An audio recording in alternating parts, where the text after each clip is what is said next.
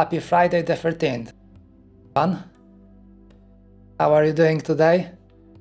I hope Friday won't be that bad for you, as it might be for me, because today we have quite a lot of work to do. We left off assembling all of the switches, and we also did the infrared over here.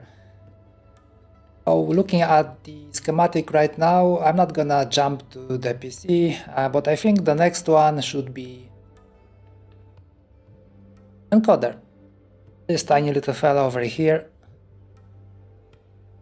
And I already prepared all of the parts, so we can jump straight into the assembly of this thing.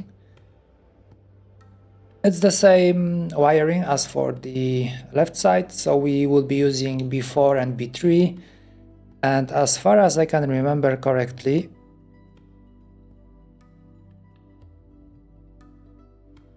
looking at it from the top, so this pin will be our common B and A, and of course we have to remember that we're gonna flip it like this, because this is how it goes onto the roller, like so.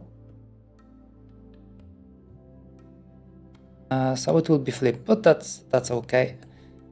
Right, let's get to work. Plenty of stuff to do today. I would really like to finish the right side. It is possible, unless something breaks, but yeah, we'll see how it goes. Anyways, okay, I should have clippers somewhere over here. Perfect.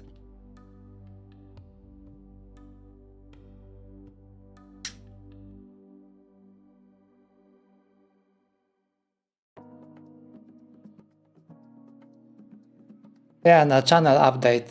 My microphone order got cancelled, so we are stuck with the old one. I hope it's not that bad. I listened to the previous stream, and the sound was quite okay. So I did some tweaks. Maybe it will be a little bit better this time around. Maybe I can save some money and not spend it on microphone, so I can spend it on the keyboard parts. So yeah, hopefully it will be okay. If not, I already have a microphone in mind. I was looking at Shure SM58.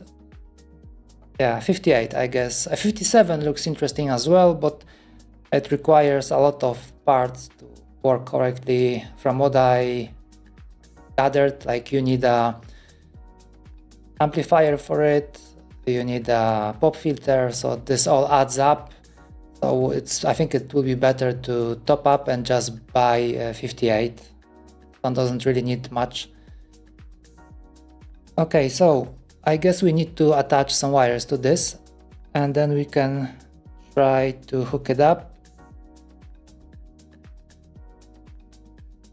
So that was the common pin over here, B and A. I flip it like this.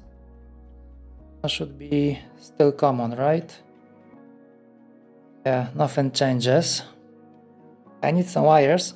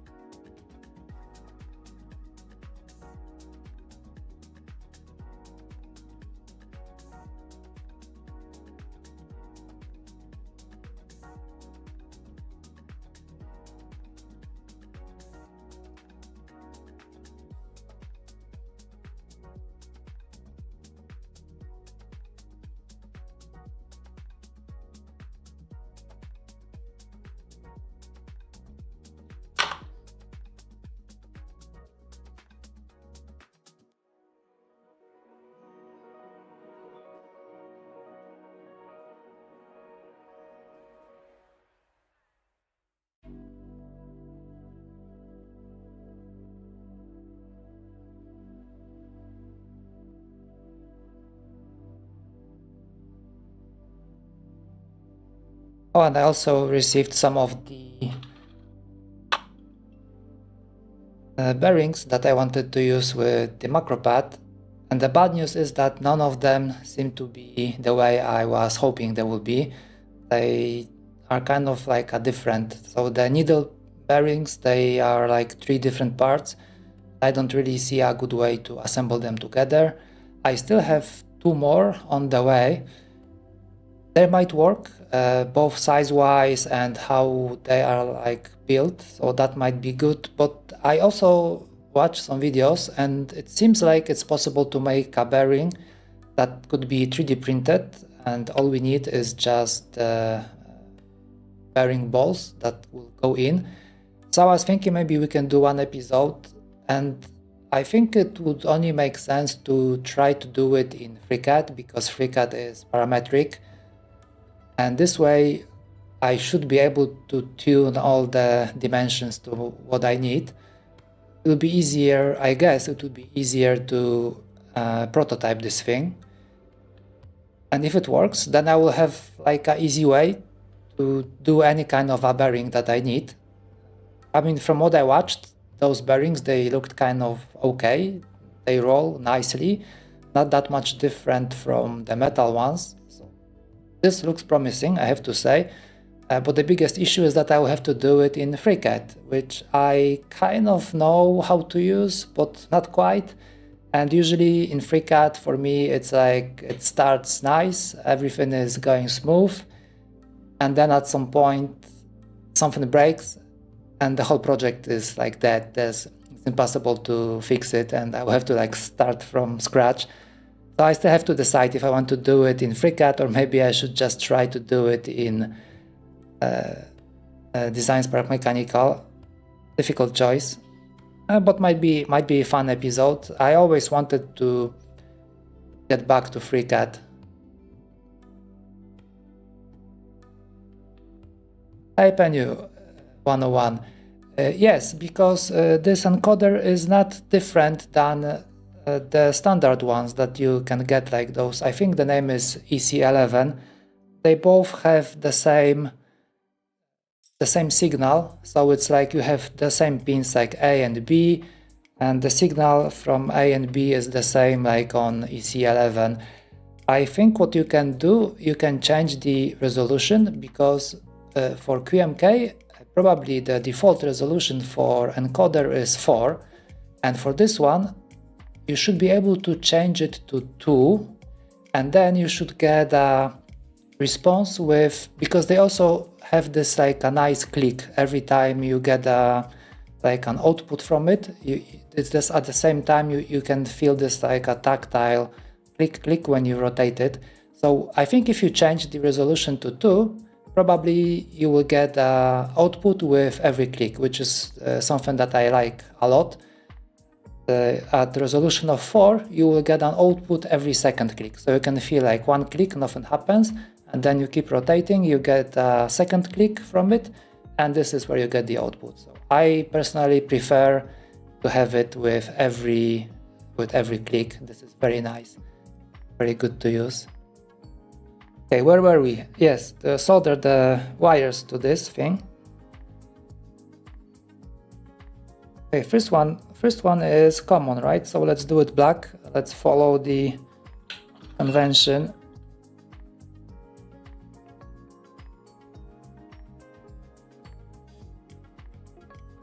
Yeah, this joint looks good. Okay, next one is the B pin or B leg, however we call it. So I will make it whatever color is this. Let's call it violet, pink, whatever. No idea.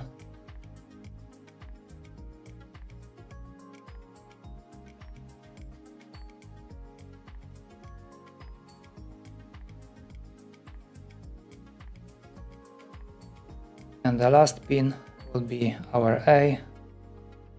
Make it yellow.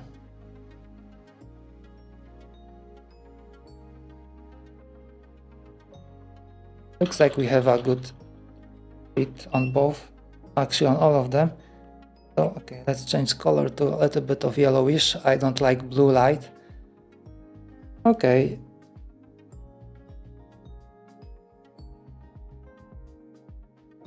I guess we can assemble the rest of the encoder. Yeah, this looks nice.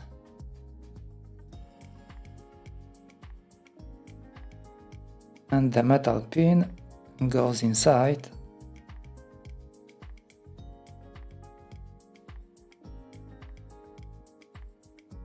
This one goes here. Oh yeah, right. I still have to pull the wires.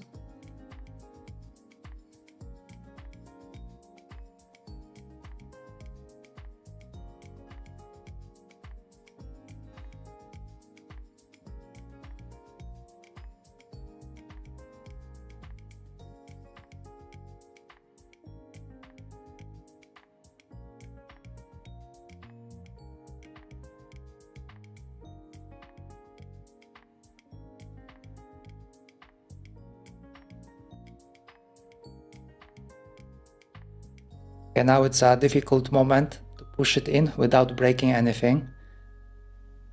This part, I mean, it's kind of difficult to break it. It's more difficult, I mean, easier to break it when you try to take it out. So at this point, maybe the risk is lower, and I think I just dropped the pin somewhere here.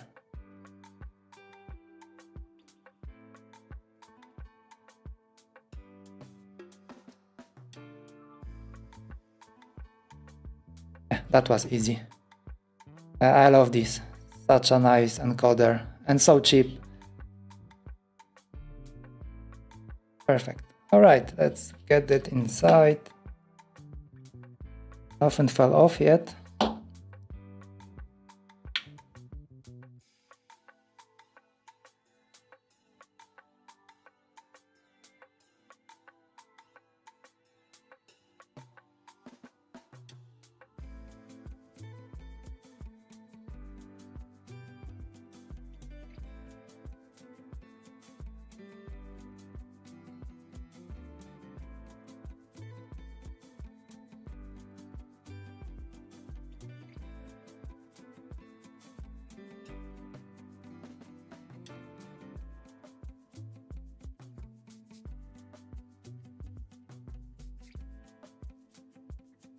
Nice. Perfect fit.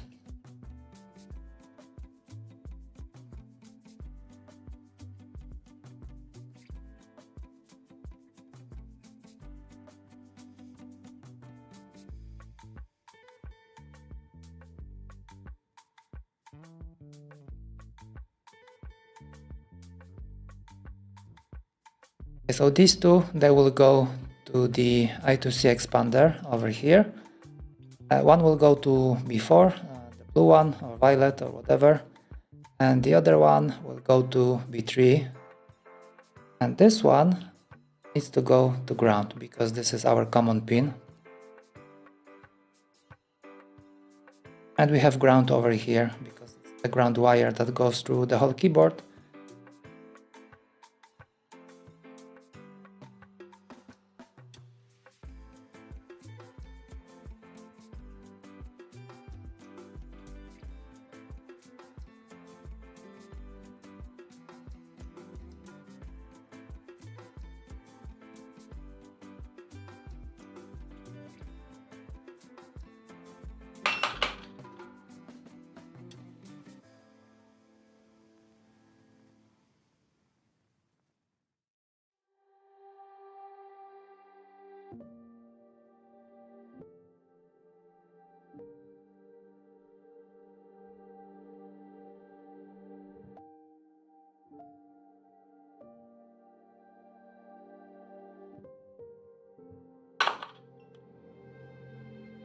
And now I have to route this somehow.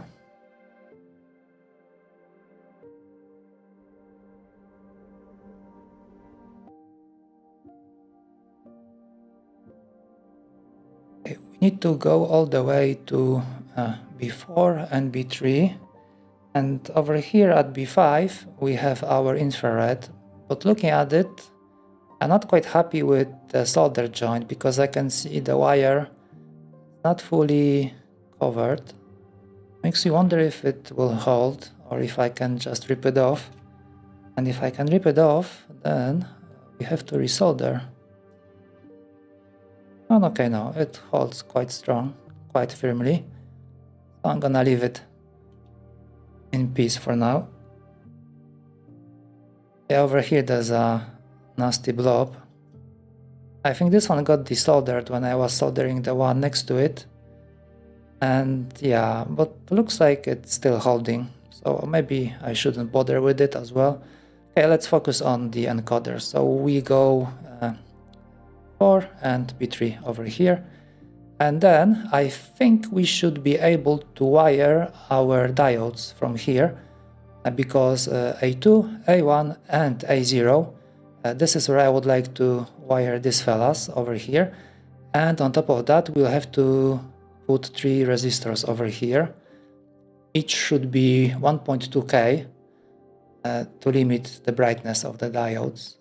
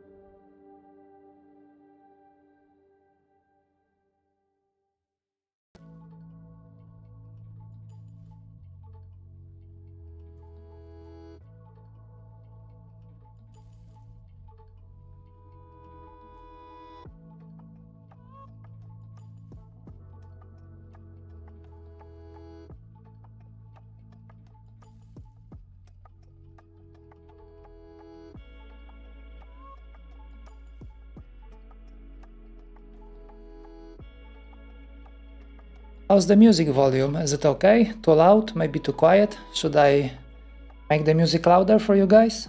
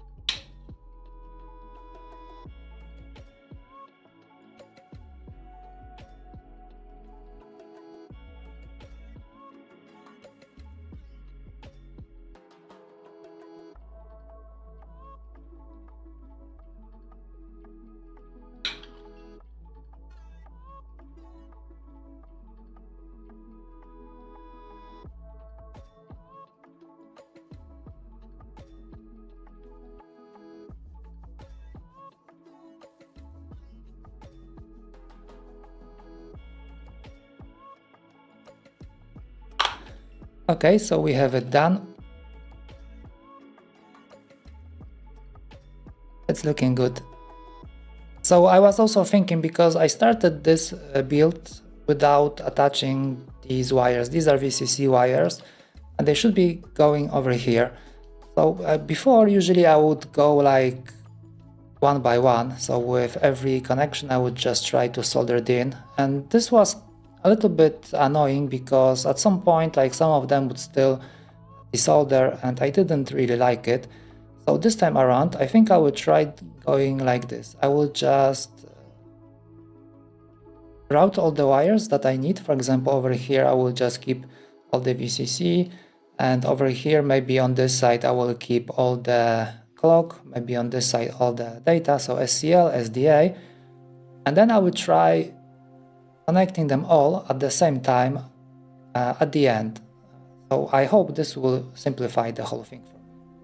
because it was kind of annoying, and I really would like to make this build as pleasant as possible, because I'm not a huge fan of hand wiring. I said it so many times already, but yeah, PCB is the way to go. Stress-free. Okay. So it looks like we have most of the things done. Encoder is sitting fully connected over here. Infrared is done. So I think it's time to do our diodes. So these are for caps lock, num lock, and the last one is scroll lock, although I can't remember if I ever used that in my life, scroll lock. I think it's a artifact from maybe DOS era or something to prevent scroll. I really don't know. I've been using computers for so many years and I have never used that. But we have to route it. So at the same time, we have this a little bit of a mess over here. And I think I will try to redesign this part a little bit.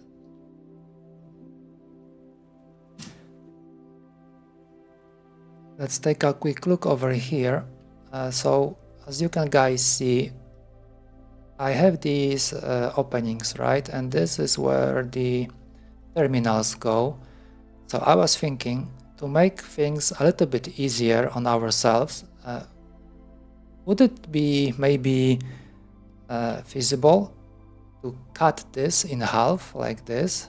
Of course, not the front wall, just the back. So just lower this to the half height of this thing. So basically we could do something like this. Let's take a look if I can.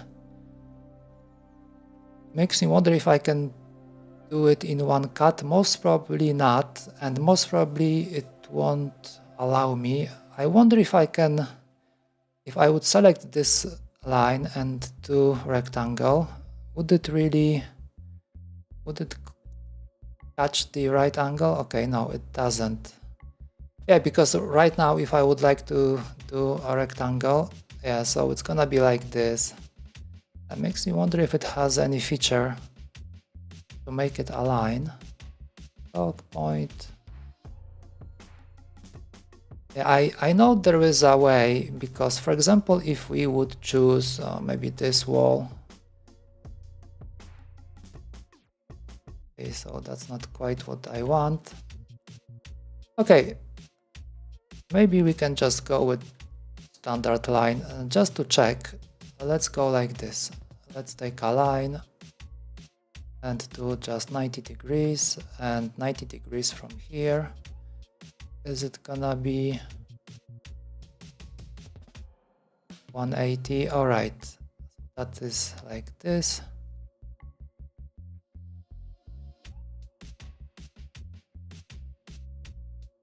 Penny, you can check my GitHub. It's linked in my YouTube bio. Yes, you're on YouTube, so you can just jump to the description of this stream. There should be a GitHub link for it, and I have it posted, so you can just use it. I think it's called Meh01 because it's like mouse encoder horizontal. I know it's a very creative name, and everything is there. There's a whole build log, all the parts, everything that you need for printing. Everything that you need to buy, so just go ahead and you can use that and you can have it done. I would be very happy to see anyone using it, because so far I think I'm the only person who is using that, and I think it's a very good alternative to the one that you can buy from AliExpress, which is super expensive right now.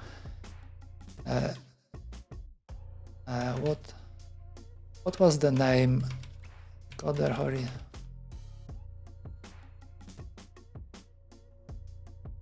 I can't find it right now. What was the name of it? Was it like Panasonic maybe? Yeah, it's like the stock is already dwindling. That's why it was so expensive.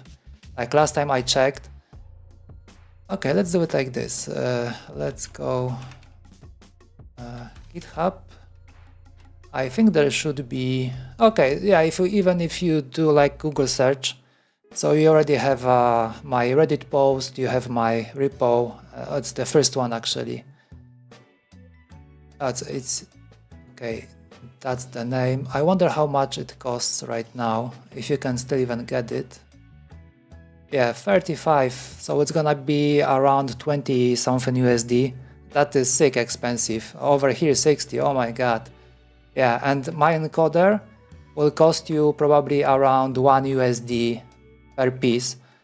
And the fun fact is that when you buy all the parts, you will end up with like a couple of them because for example, if you order the bearings, you have to buy, I think they sell it like 10 pieces. I mean, it's rather difficult to find just one piece. So like the minimum order is like 10 and it's very cheap at the same time. And the metal pins and all of this stuff. Yeah, if you want, you can also have one with a tactile push button. So it's basically the same as this one, the same functionality for just like a fraction of the cost. So yeah, let me know if you have any issues building it. I'll be happy to help. All right, going back to our cat, let's try to lower this. I would like to do it like halfway, and makes me wonder if I, for example, if I click these two, would I get okay, I won't get I was hoping I can get like a plane that would be like in between. Okay, I got it. Okay, I can just select the center. Okay, that is very nice, very nice. Let's see. Yes, I have to cut and up to this part. Yeah, I guess this is kind of nice. This is kind of nice. Maybe even we can go lower. What is the distance from here to here? Okay, it's not telling us. It's telling us at 3. Okay, angle is 0. I think I can do it like this. If I can measure and distance. Okay, 1.7.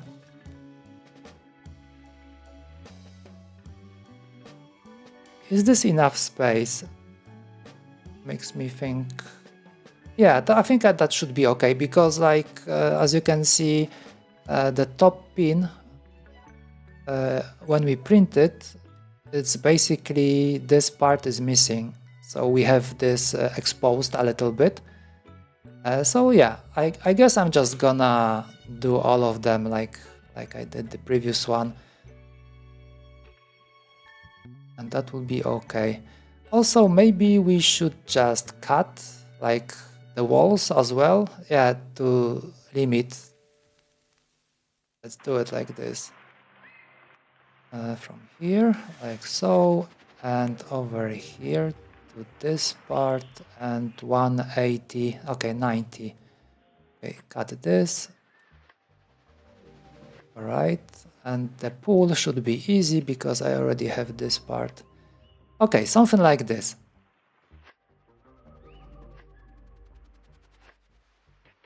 And when I look at it right now, wouldn't it be okay? For example, guys, if we just take this wall and if we just move it a little bit, like halfway, because right now I was complaining about these, that there's like a blobs over here and everything is sticking out and I don't like it. So if we move this wall to the back a little bit, so maybe we can have this part just over here, and the tops will be exposed, so we can cut these even shorter, like halfway. Then the bottoms will be a little bit longer, so it will be easier to solder all of them, but we can still retain the hold on the bottom pins, so the bottom pins will still go through the holes. Okay, that looks okay. So I think I'm gonna do that, and I will print it sometime maybe after the stream, and we can test it out, or maybe we can even print it right now while we are soldering, so we can check it straight away. I'm very curious, like, if it's gonna work. I really enjoy such considerations while doing something. Always good ideas are coming. Or maybe they seem to be good, but they don't always pan out this well, but yeah. Okay, why won't you? Oh yeah, right, perfect. We have a snap. And where are we? Okay, over here. Perfect. Can I move this? Okay, I can move this. I would like to cut. I see that it didn't include the holes, but that shouldn't matter.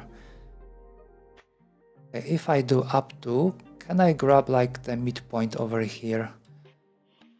Okay.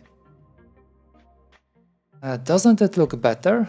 Like, so we will still have like a good hold because the bottom pins will go through here. So that should hold the diode in place.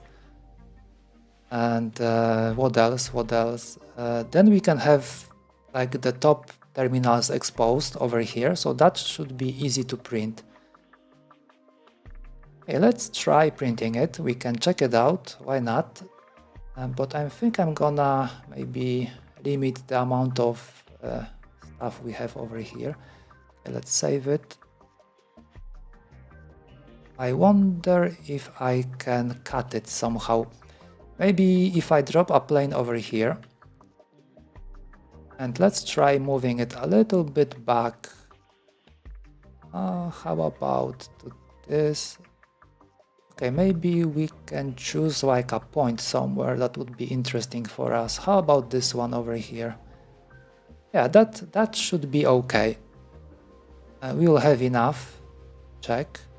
Or should I print the whole switch? Maybe the whole switch would be better like this. Let's take a look. If we drop it over here and move it a little bit, let's say this part.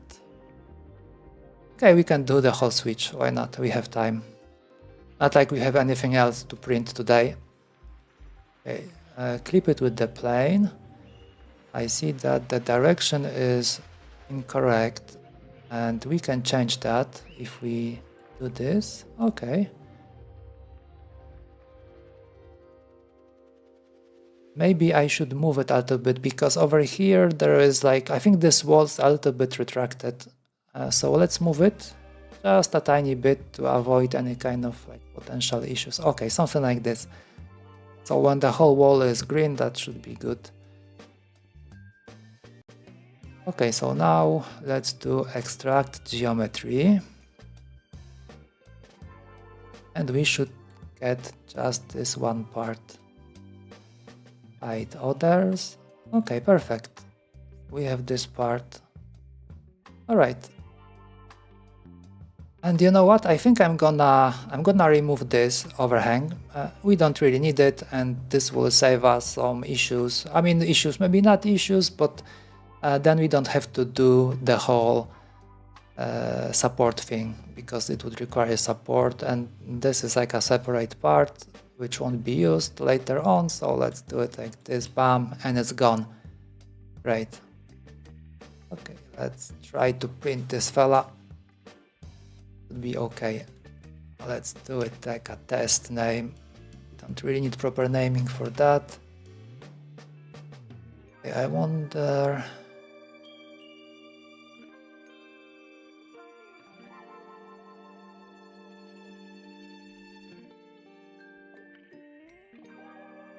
I wonder if it's still gonna ask for any kind of support over here, but like the spacing over here is kind of tiny. Maybe it will be okay. Okay, it's not asking about any kind of a support. You know what, I'm gonna drop it because I can see this part not printing correctly, and there might be some overhang over here. It might be like hanging. If I, as well as I know this printer, probably that's what's gonna happen. Yeah, let's do it like this. Let's do like a tiny support. This should be perfect. Alright, go. I'm not even gonna bother with checking. The print is so tiny. Oh, maybe we can just take a look what is happening on the printer. Okay, let me grab a drink.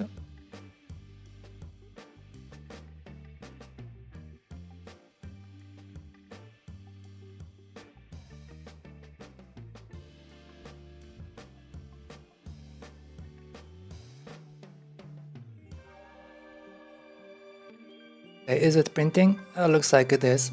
Okay, let's go back to our soldering. Yeah, so I have to deal with this somehow. It won't be that easy, I'm afraid. Looking at it from this angle,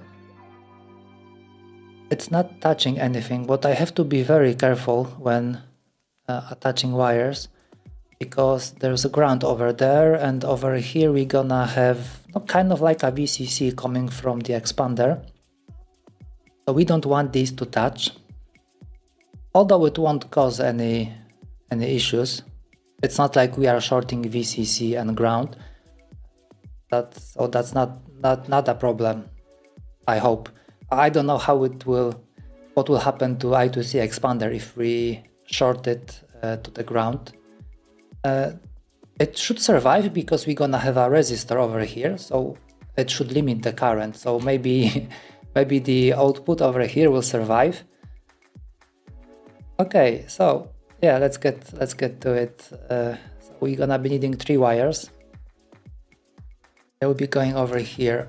And now, which wire should I use? Should I go with something that is like that, or should I go maybe with this wire? We have plenty of space, and that one will be easier to solder. Difficult choice, guys. A very difficult choice.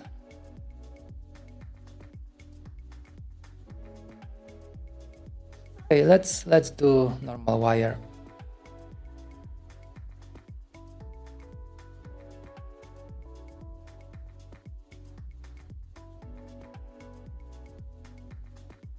Yes, I forgot about the resistors over here.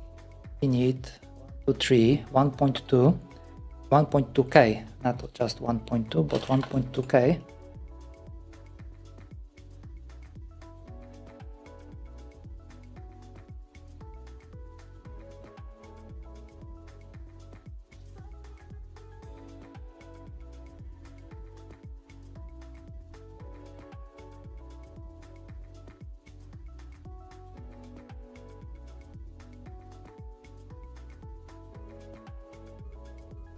What is that? Okay, 330. Am I running out of 1.2? It would seem so, and that is not good. I have to check my stash if I have any.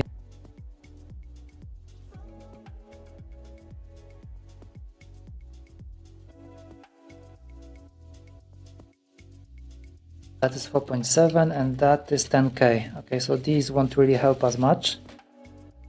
So 1.2, and this we're gonna use a little bit later. Put them over here, and over here what do I have? I have, okay, even more 330. Okay, so I think I have to buy more 1.2K. So maybe for the money that I saved on the microphone, I can buy resistors. Okay, so how does it need to go? From the diode. Okay, that should be kind of easy. So we need wire going from here to the resistor and to the diode. Okay, so maybe, all right. Sounds easy.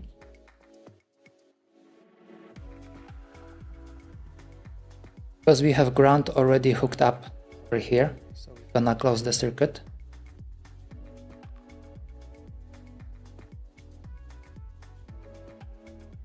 The resistor will be, let's say, over here. How much wire do I need? Over here, maybe this.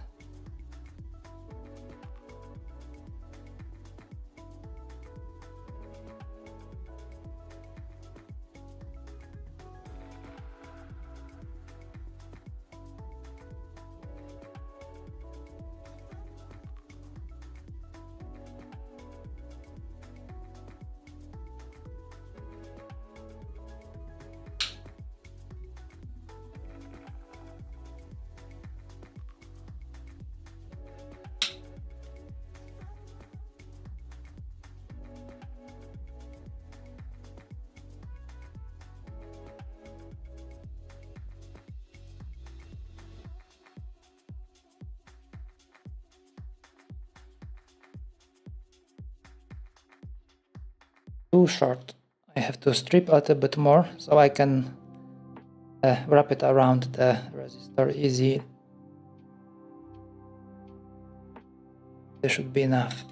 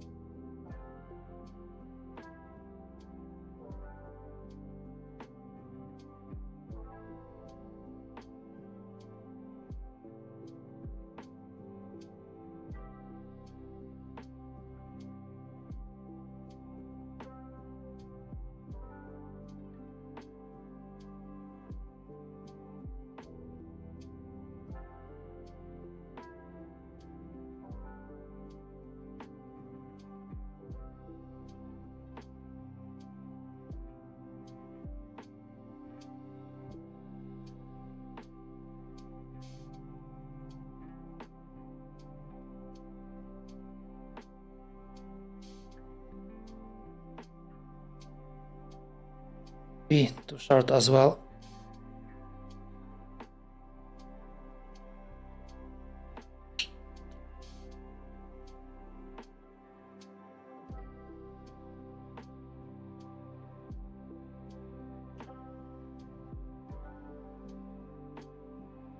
It's not that easy to wrap it around.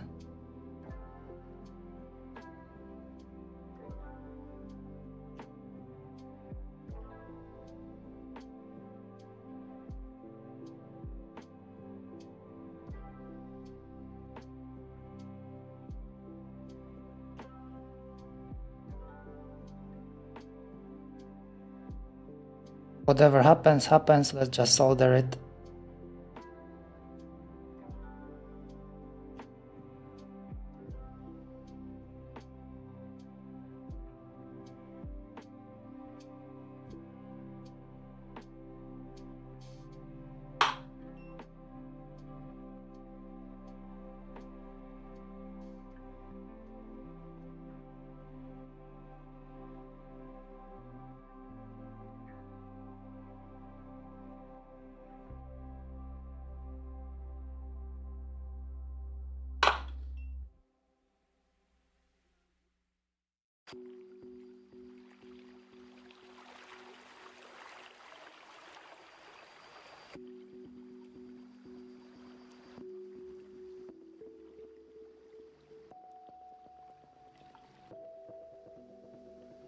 Ready to be put inside.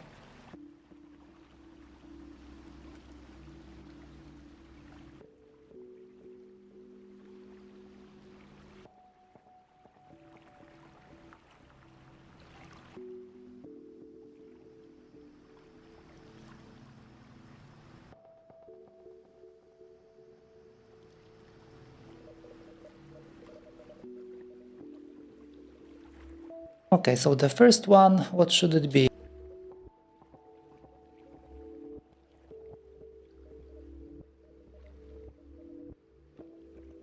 Okay, we have, okay, so scroll lock. If we are going with, over here, if we are going with B2, B1 and B0, which one would be better for us? Here, I think I will go like this. So B2, so that should be scroll, the green one. Okay, so then I will move it to the third position. I want them kind of same order.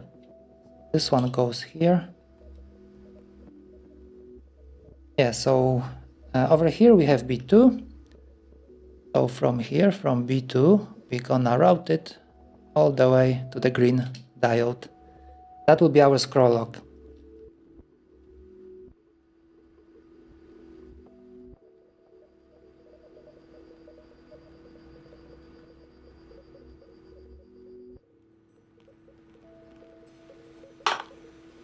Looks like it's a little bit too long. I think I will just push it in later. Okay, so from here, let's try to route it. I wouldn't be surprised if this part ends up being unused. I don't know what we're gonna route through here at this point.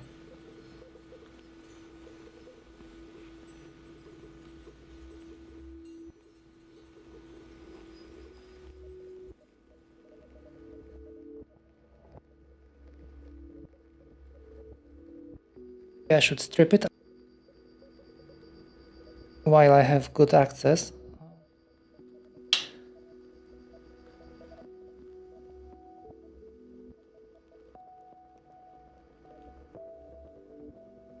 Maybe the color choice, it's a little bit unfortunate, because black, that would mean these are ground wires, but in fact they are not. They are coming from I2C, which should be, technically should be red. Or maybe yeah, we could have went with the same colors as we have over here. That would make even more sense. Okay, now it's too late, although I'm not done yet, so maybe the next wire I can do properly. I think I speed it up a little bit with this stripping, because I will have to cut it. So I guess I should go maybe like this length, clip it over here, and then we can try solder it to this. Oh, it's gonna be very tricky. I can see that already. Not a fan.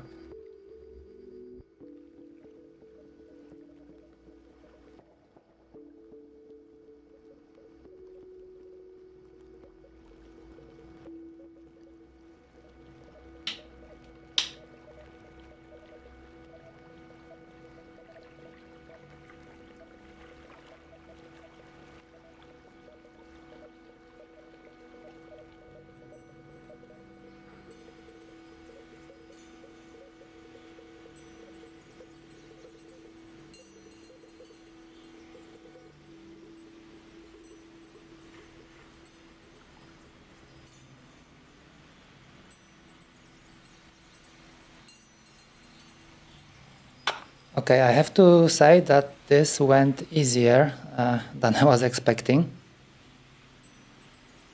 Not that bad.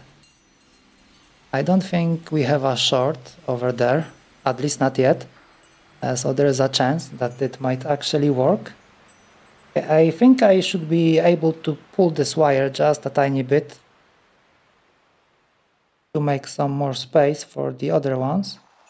I hope this won't break it. Okay, so far it still holds. Can't do much over here. Okay, it looks like there is no contact, so fingers crossed this might actually work. Okay, so the next one is blue. I think I should have a blue wire somewhere. We can use that, yet another resistor over here, and we will go to, what's that, B2, right? Yes, numlock will be B2, and then we have caps, which is yellow over here, and this one will go all the way to B0, so the last one.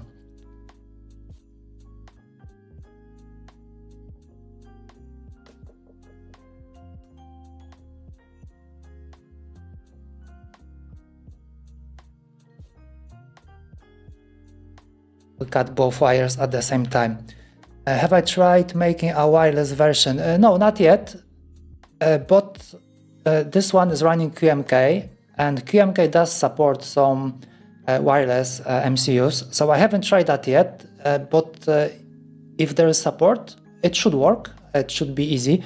I'm planning to check out one, if I can just find like a MCU that works with Bluetooth and QMK. Then yeah, definitely I would like to check if I can get it wireless. The one issue might be that I haven't really put much thought into where should I put the battery and what the battery should be. So yeah, it needs some more design, I would say. But yeah, it should be possible. I'm hoping it will be possible without any issues. Yes, that's a good point. I was thinking about ZMK, ZMK, but the problem here is that I am using a custom engine which was written for QMK, It should be possible to port it to ZMK, but I'm not the author of it. So yeah,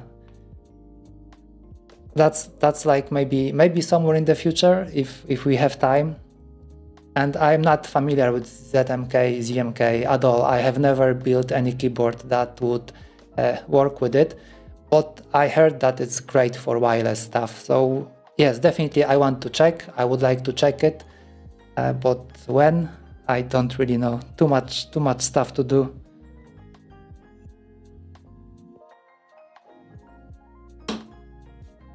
Next one was what was that? What was that? Okay, I cut green, but we don't need green. We need blue. So I'm gonna keep the green one, and I'm gonna get the blue one, and green one will be used for the clock once we get to I2C.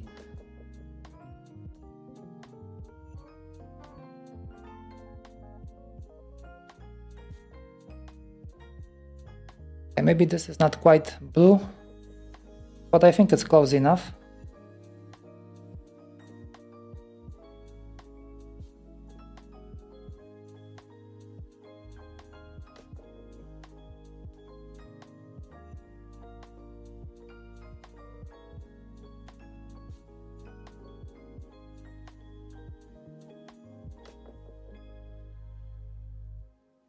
Okay, one more, 1.2.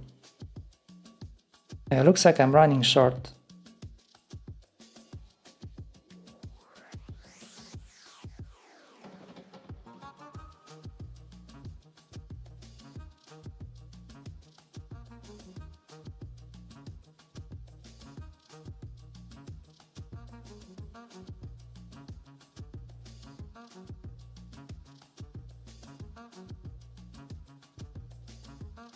Penny, you're building keyboards yourself? You have any projects going?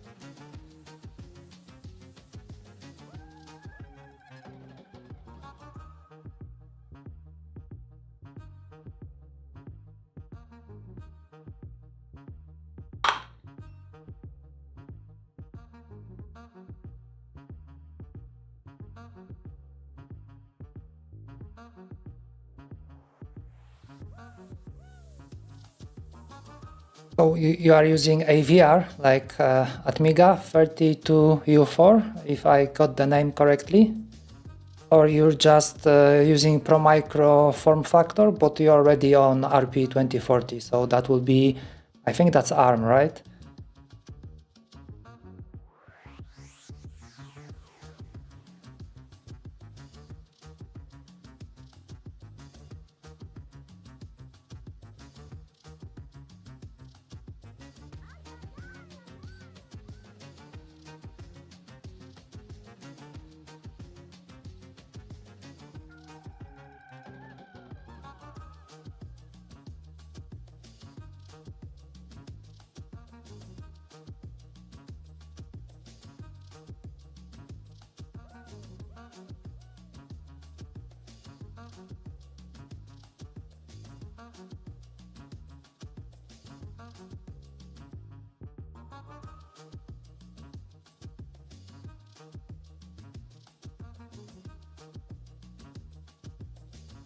Let's wire this one up.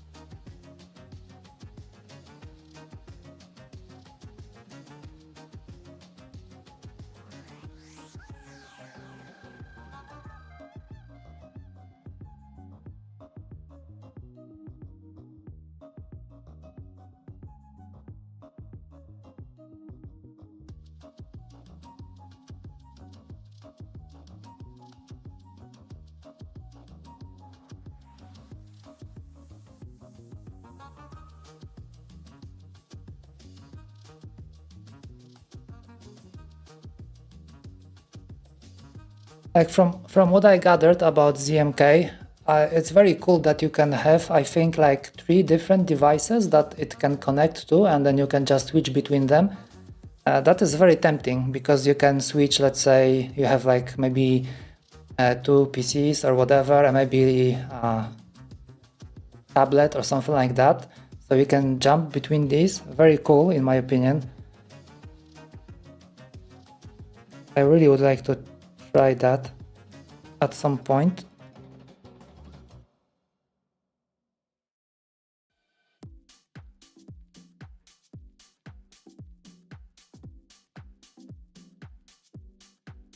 Okay, so here comes the blue one.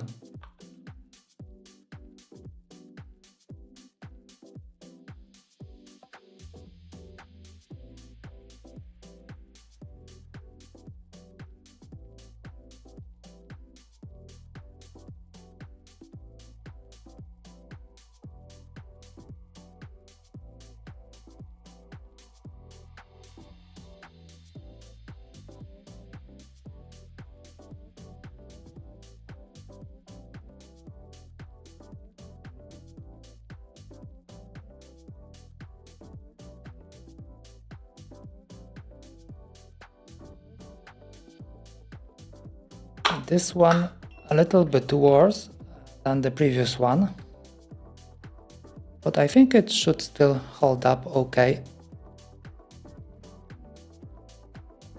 Not a good focus, but yeah, should be okay. As long as it holds, it's fine.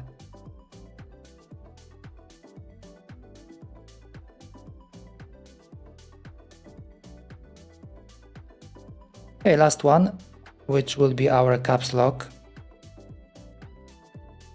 And for the caps lock I have a yellow wire, just like the diode.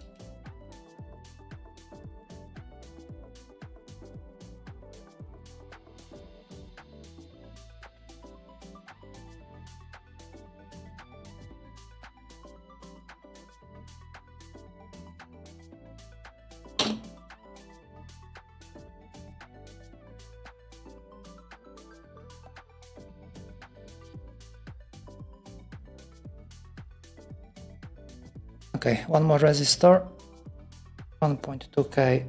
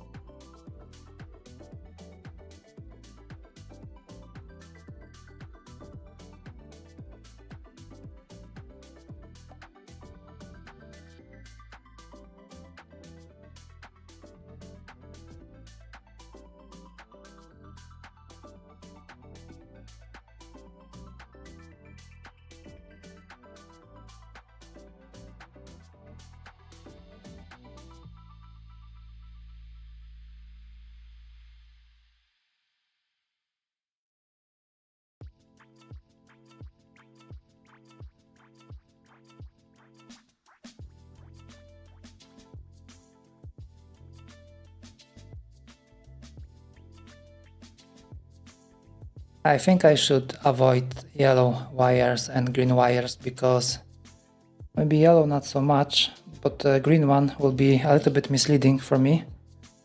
I might mix it up that it's a clock.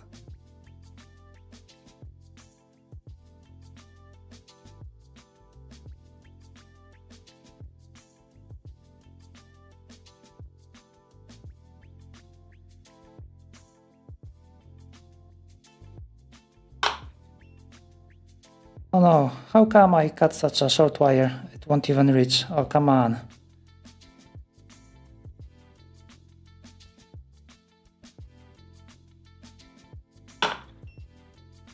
My bad. I have to start from scratch.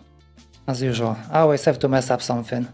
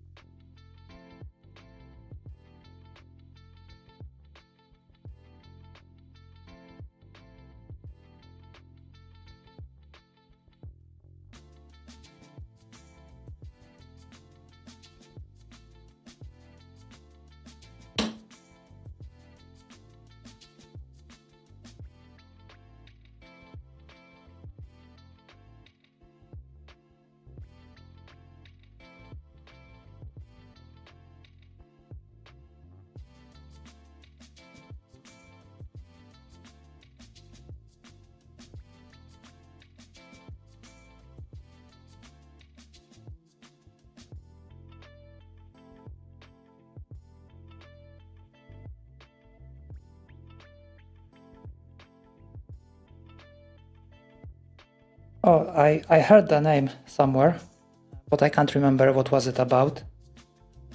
Isn't work louder like a layout, more of a layout or something like that? Or is the macropad name work louder?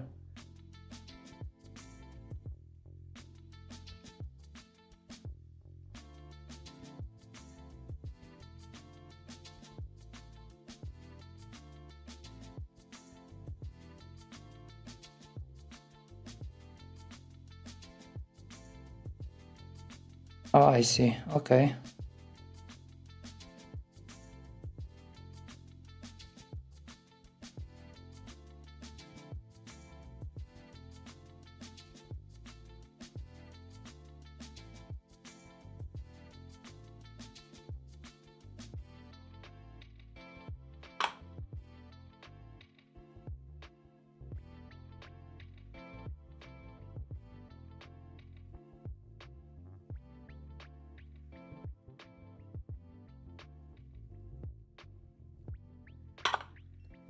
I hope this time I cut enough wire.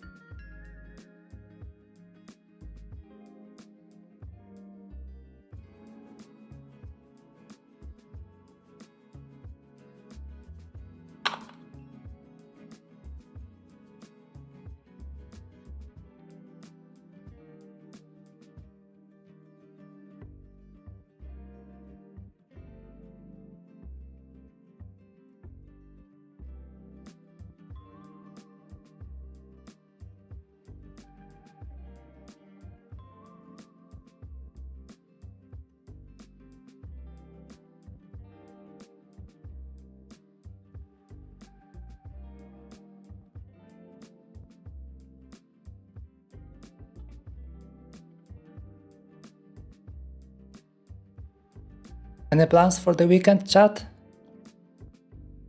Anyone celebrating Chinese New Year incoming?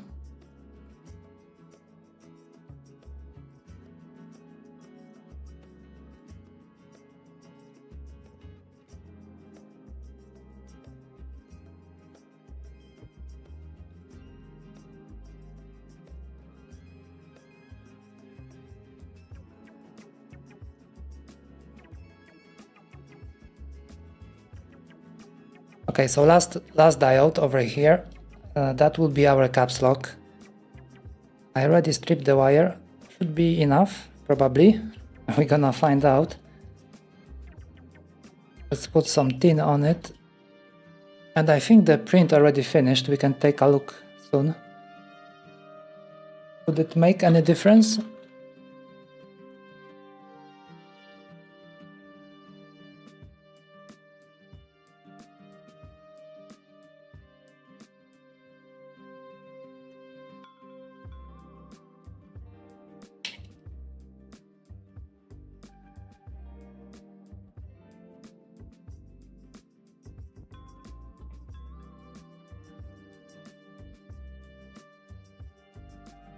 I have to say that it wasn't that bad soldering these connections. I was expecting it will be much worse, more difficult, because it's kind of cramped over here. But at the same time, we are a little bit constrained on this side because like I would usually wire, I think from here maybe ground and VCC that will go to the MCU. Okay, but we can still do all of them through here. We see how it goes. Besides, there is still some space, so maybe not all is lost. Maybe we can still fit in through here. Yeah, that way would be nice. We can jump to the ground wire somewhere over here maybe, and the VCC we can drag from here. We have a nice tunnel going through here. We can go through here. That would be very convenient, I suppose. And over here we're gonna have our mini jack, and the mini jack will be going over here, 2 wires, and then 1 wire over here and 1 to the ground. Okay, we see how it goes. So far it's looking promising. Okay, so this part is done. If it works, I don't know yet. We're gonna find out most probably after we are done with the whole build. On this side everything is mostly done, so I guess next thing we can take care of would be we have to wire I2C bus. So the I2C will be coming from here most probably, from the MCU. Let's find a mini jack.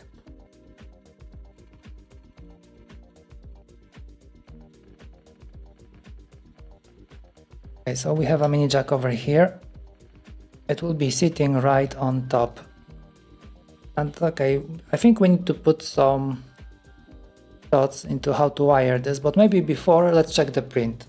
Let's see if we made any progress with changing design. I will send you to my printer.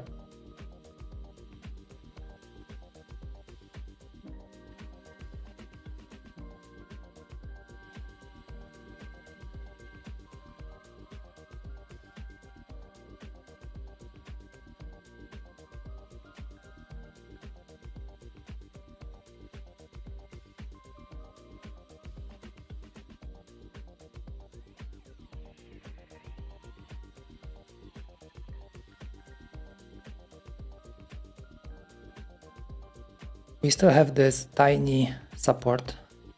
I think I should be able to remove it. Peanut. I was hoping I can do it with just bare hands. Let's do a closer look at it. Yeah, I think it will be okay. Let's check with the diodes. Maybe just 1 diode will be enough if you would like to take a look.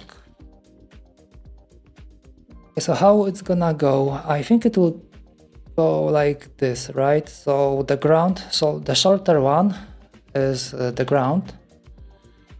So let's say we're gonna push it like so. A bit.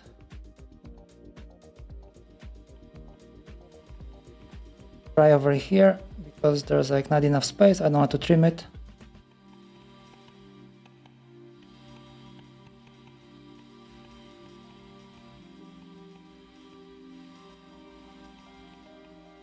I can see that it is a little bit loose right now.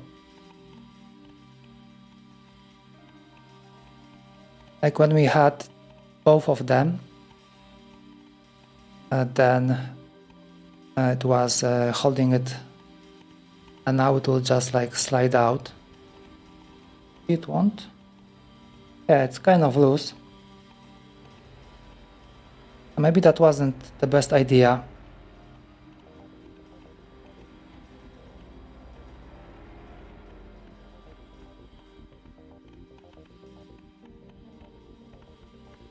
Yeah, but at the same time, that would help us a little bit because we can cut the top very, very short and the bottom just a tiny bit longer.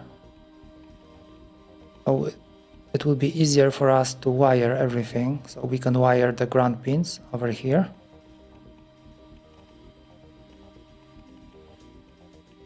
I forgot to add the socket on top.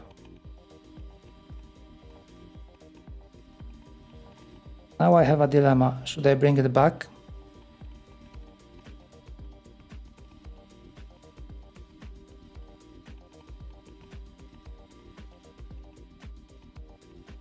I think I will bring back the top part, so both terminals will go through it because that's what was holding the diode in place. I'm not gonna bother trying to get a tight fit on this hole, the one that is actually where the terminal is going through. That might be difficult, and you know, not every printer is the same. So yeah, I have to bring back the top. That is not a problem, but I'm gonna leave it like that. I'm gonna leave this cut. We don't need it to go all the way in like we have over here. So it will be definitely better if we have it cut like this. So we don't have to go all the way where the switch is. So that will give us a little bit more space. So okay, that was like partially good design, good choice. I just need to bring back the top part, and yeah, that should be it. That should hold it. Yeah, but I like the cut.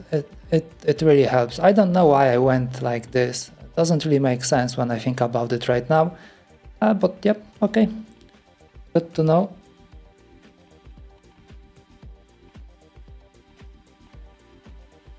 Not every choice is a good one. But we got like 50% on this one, so there is still chance. There was still a little bit of an improvement. Although I will only know when I will try to build one more. I don't know if I will be building one more Chordie hand-wired anymore, because I think this is the last one.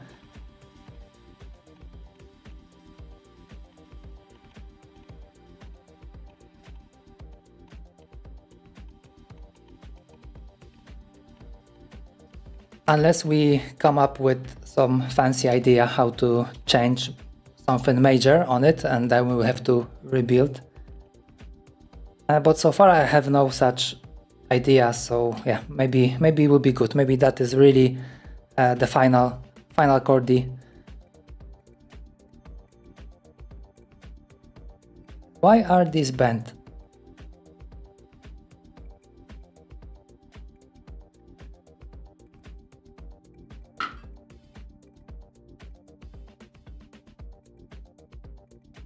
How should we wire this to make it easy on ourselves? So we're gonna have to wire 4 different wires. 2 will go to I2C, and let me think about it a little bit, because we need to have like 2 resistors over here. That will be 330. So I2C needs to go from here through the resistors to I2C expander, and then from I2C expander we need to go here. But I would like to avoid having dual wires, or I have to be mindful that it will be dual wire over here, so we can have one part going over here and the other part going here. But can we do it like this without Yes, we can, maybe we can wire it like, okay, we can still wire from here to the resistors and all the way up, and then we can go from here to do all of them, but then we won't be really having 330 for everything, I suppose, because if we connect MCU from here, we're gonna have I2C going like over here. That might be not ideal. The best part would be to have it like on the way from the MCU before we split into both halves. How can we achieve that without like doing any major wiring?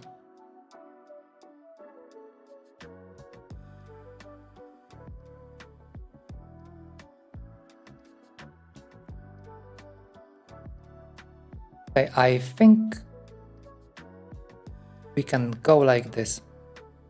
How about we gonna have SDA and SCL. It will be routed through here, but it will be sticking out. So these two will go to the MCU. And we're gonna wire them, for example, can wire them over here maybe. Yes, yeah, that would make sense. So that will be going from the MCU straight to here through the resistors.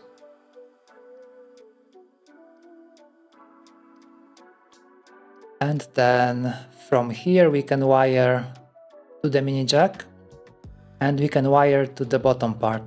I hope it makes sense. I'm not quite sure at this moment. Would that really cover everything? But I think that would be okay. So where would the wire go?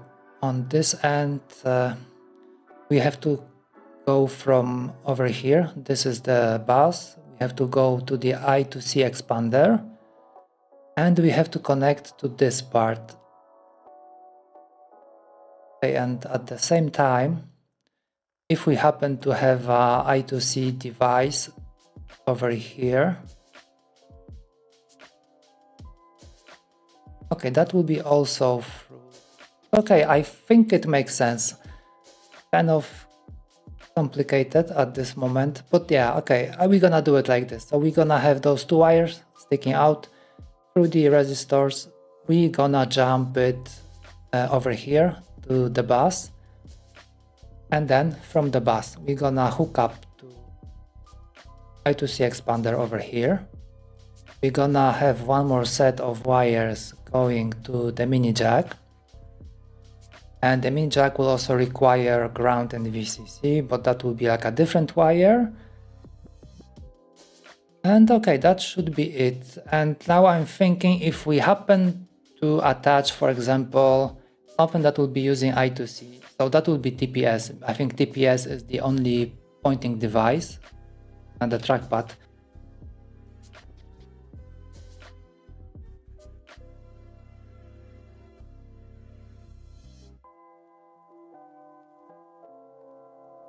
Yeah, so TPS looks like this. That's the bigger one. That's the 65 millimeters.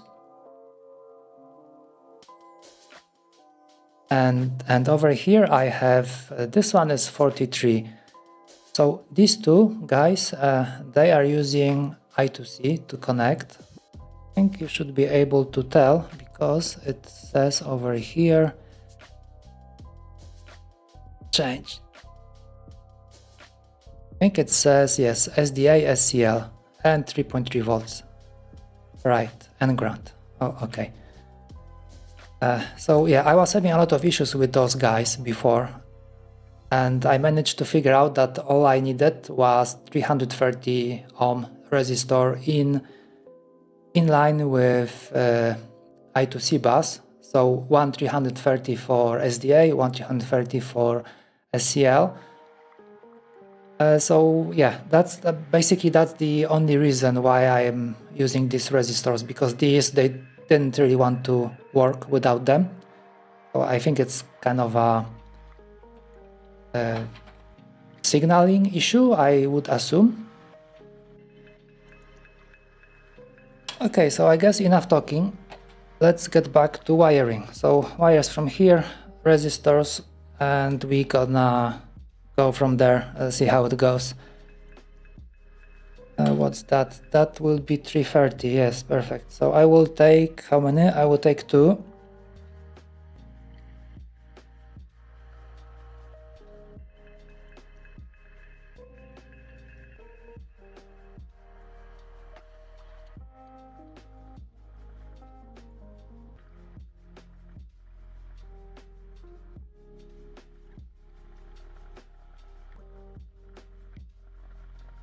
A bit of a cleanup. Too many stripped wires. Okay, resistors over here. So we're gonna do SCL and SDA. So I will take green wire for the clock and I will take the white wire for data.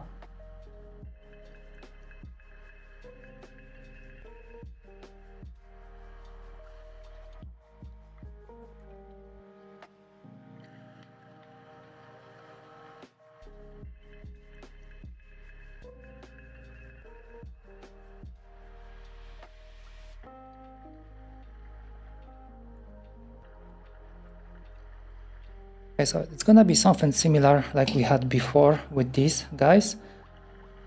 So I guess I would need like maybe this much wire here. So I have some like spare length to connect the MCU over here. So I guess that would be enough. Over here maybe.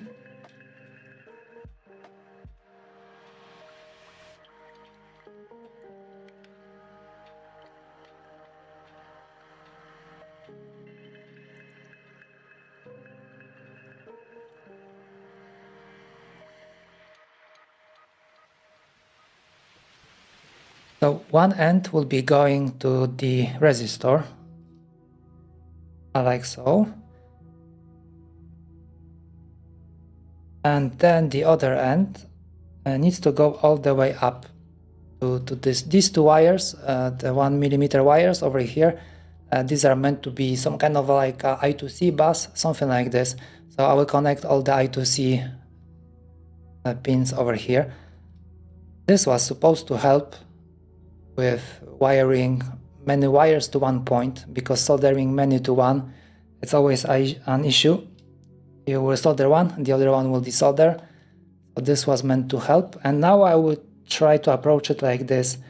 So I will keep all the wires loose, and only once I'm done, I will strip them, connect them together, and then connect them to. Maybe this will simplify things. Alrighty, so let's go with the resistors. We can do one side, basically we can do both sides at the same time.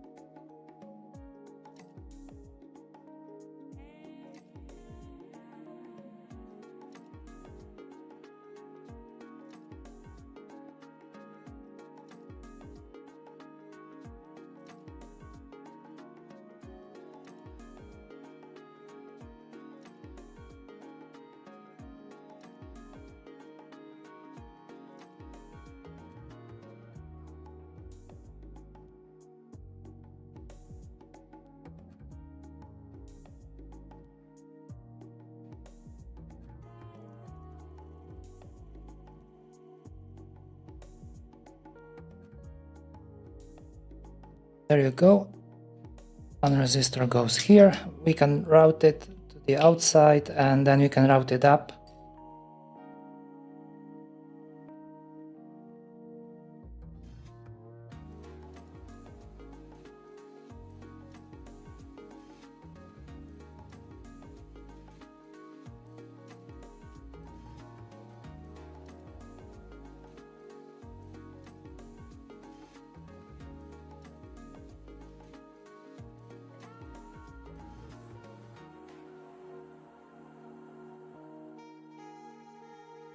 I think I'm gonna put all the SDAs on the left side and all the clocks on the right side. That should be easier to solder later on.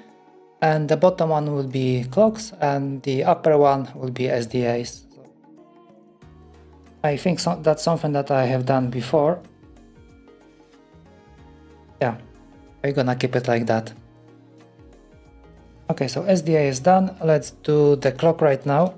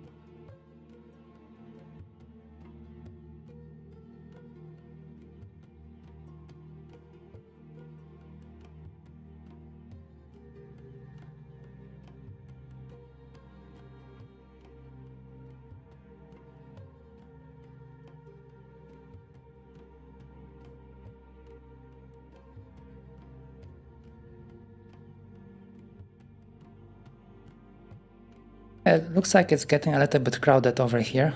So many wires because we have those coming for the LED diodes and we have like 2 more going for the I2C, but there is still plenty of space, so it's not that bad. Might become a little bit difficult if you want to desolder this one, and then we have to kind of like try to wrap it around those wires just to get to it.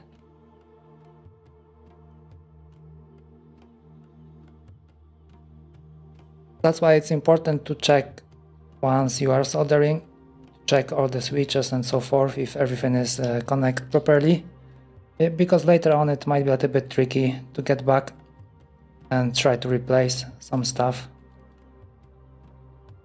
Okay, so over here we have connection that will go to the MCU once we attach it, and over here let's do up, and that will be our clock.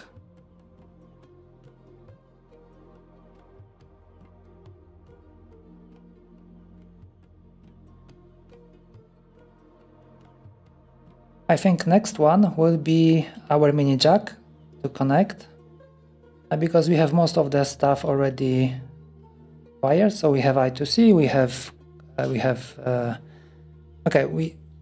have VCC at the bottom. So yeah, we can go with this fella. So last time I was complaining that I soldered in without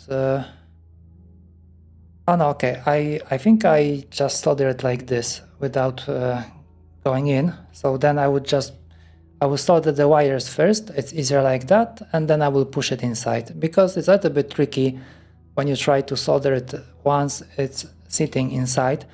But this one at the same time is not really that bad as it used to be, because there's way more space than we used to have on previous prototypes. So you won't really burn the walls. Before it was very constrained over here, and it was very easy to burn the wall. But still I'm gonna do it like this. Still gonna do it outside and then jump into it. Okay, so we need what? We need ground, we need VCC, and we need I2C. So 2 more wires. And where are we gonna connect all of this stuff? So I2C will go to the top, like everything else. And then ground will go here because it's very close and we have like the ground everywhere. And then we need to hook up VCC. Yeah, so it's getting more and more crowded over here. Maybe I should consider some more space. Yeah, but we need to go through here. And we have a channel over here, so we'll end up somewhere at the bottom. Okay, perfect. Perfect.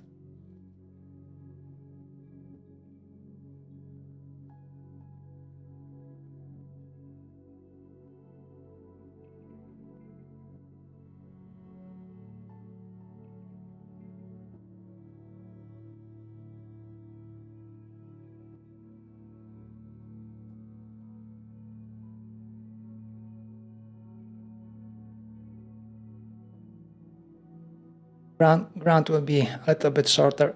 We don't need it too long. Let's put something on it and we see how it goes from there.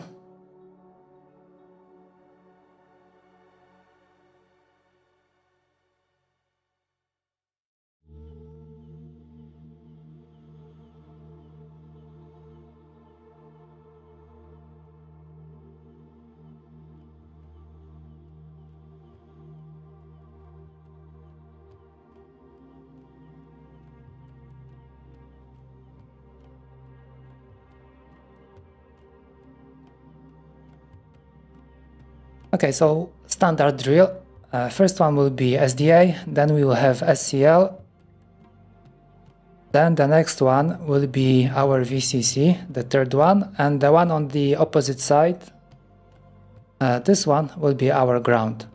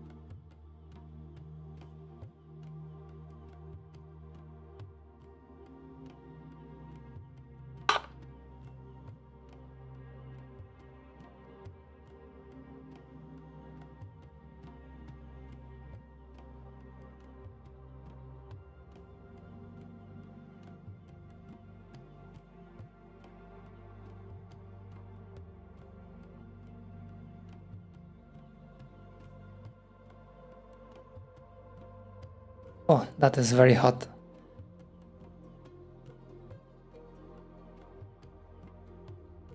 Okay, let's push it in, and then we're gonna take a look how can we wire it.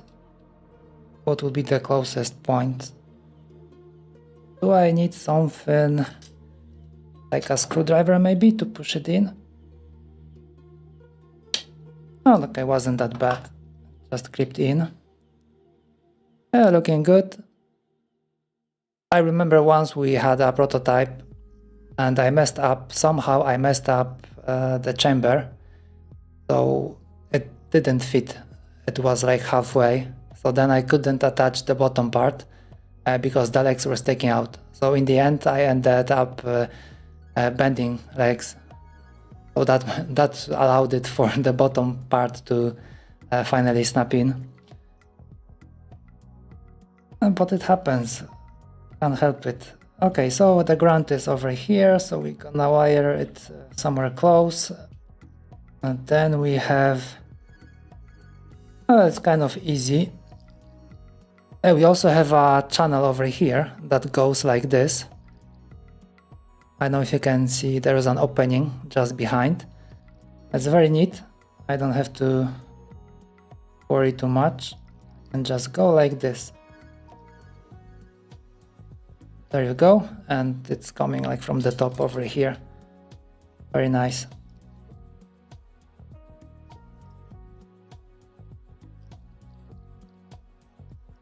Like this, and we have to go all the way to join it with this wire.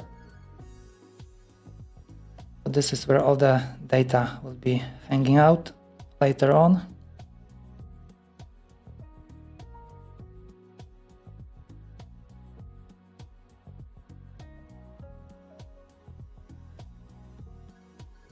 These two, then we have a clock over here. I can use the same channel, probably it should fit as well.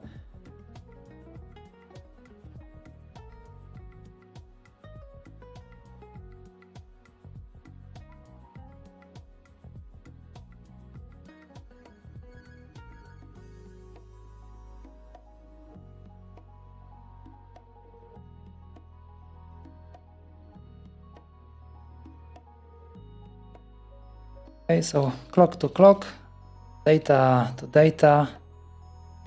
Yeah, it's looking okay.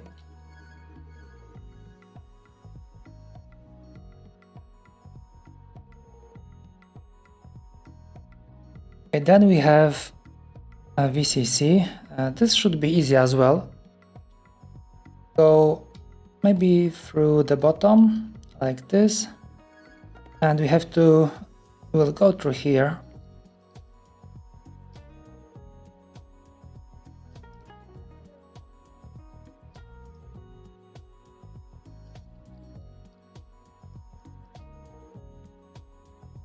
I kind of like it.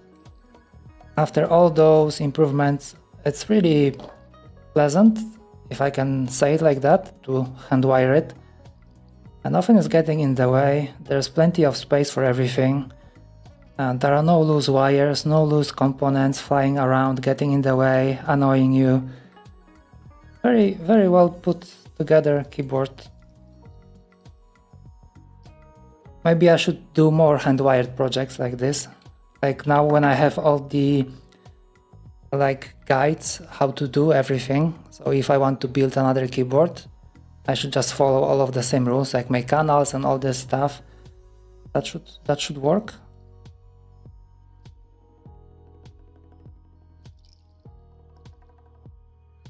I'm assuming that hand wiring 16 switches might be the same as hand wiring 60 or like 100, depending like how many you have on your keyboard. Okay, so we have both, I mean actually 3 wires over here, so we're gonna wire them sometime later. We're gonna bind them together. We have SDA and SCL over here. All of this is coming from the mini jack. What else? What else do we have to connect? Well, it looks like not that much. Not that much. Basically, we are kind of done, I think. Let me take one more look at it. Yeah, I think like the whole part, whole right side is done. So what is left? It's gonna be our extension for over here we have a pointing device. So with this one I would like to go with a trackball, and the trackball that will be like a special one because for this one I would like to test my tenting solution. And the difference for this particular extension is that for the trackball we have to lower it.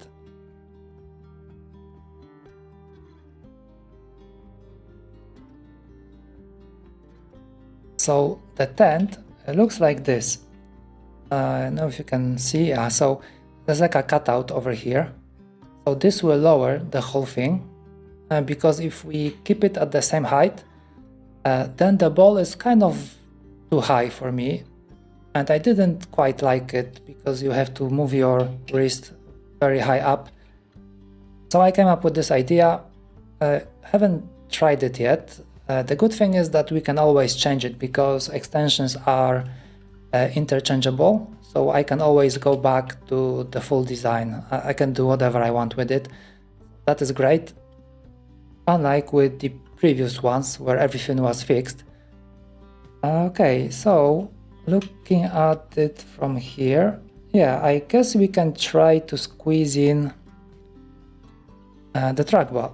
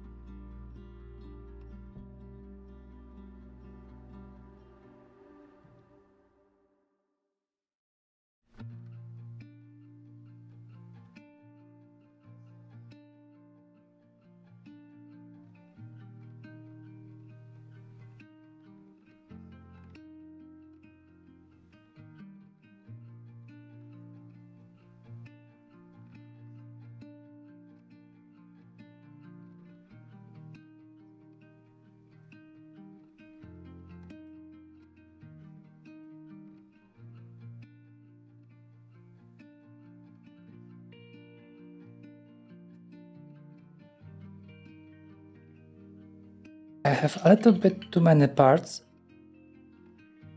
Which one is what over here? Okay. Are they all the same? Because what we need...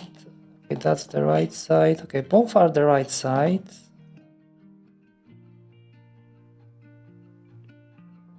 So the tenting solution will go like this.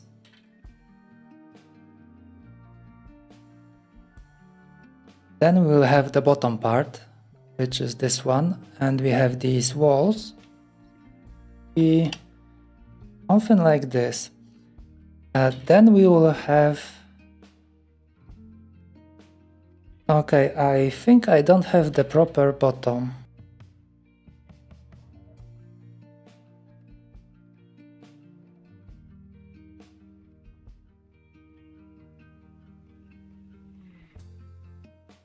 Yeah, looks like I missed one part because, okay, this is the bottom part, but this one is for the whole trackball without the tenting solution, because if I put it right here, as you can see, that will be like the default height, and that is too tall. So I need to print one more and just like cut off this part, so without the extension part, because we will have extension coming from here. So that is our bottom. Be like this, and then we will have this part virtually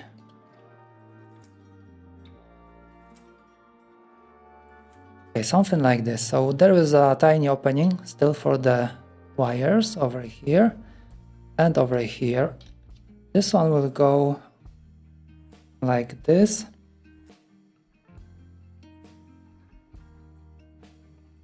And the whole keyboard should attach on top.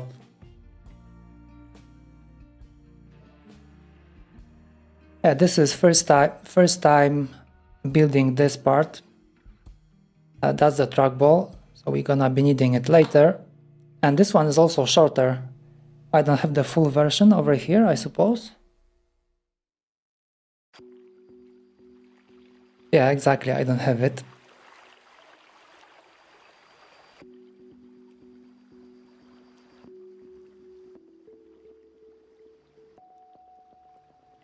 Okay, I think we have to send one more piece for printing. Makes me wonder if I even export the proper part. Let's take a look.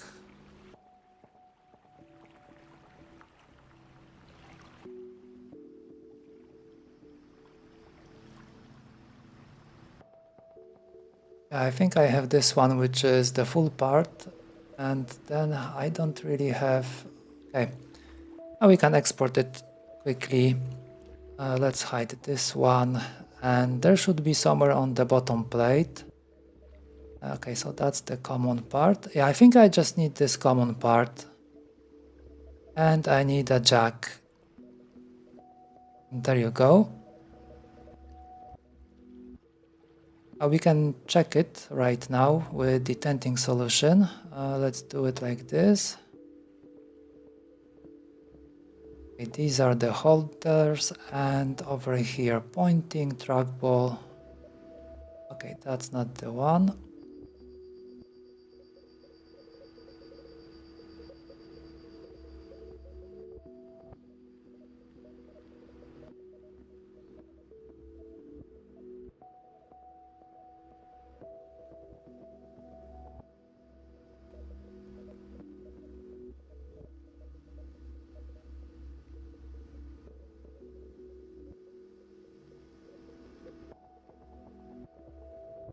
Okay, correct. I got the wrong color, sadly, but I'm not gonna waste too much time on printing this. Okay, so yeah, we have this part done. It's in white color. I would rather have it in gray, but yeah, that might be too much time. Yeah, so this part we also have, this one's correct. So let's get rid of this part. Let's get rid of this. Let's hide this one. Okay, so that will be our final bottom part, trackball, tenting, and so that is the unified version, and over here this bottom part. Okay, I still have to export it. Kind of tempted to print it, so that will be final. This is bottom as well for tenting, for trackball.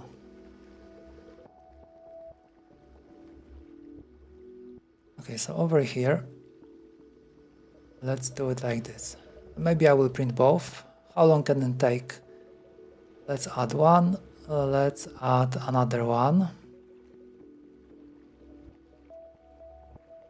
And we have to flip them in the x-axis like this, and this one mirror, because they're all like set up for the left side. Yeah, something like this. How long is it gonna take? What's the estimation? I prepare more. Okay, half an hour. Damn. It's too bad. That is very not nice. And if I remove this part,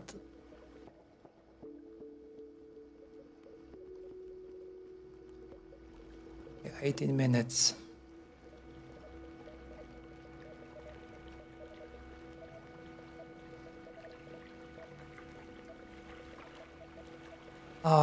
Okay, I have to change, right, I forgot that I need to change the filament. Okay, let's unload it. Is it doing something?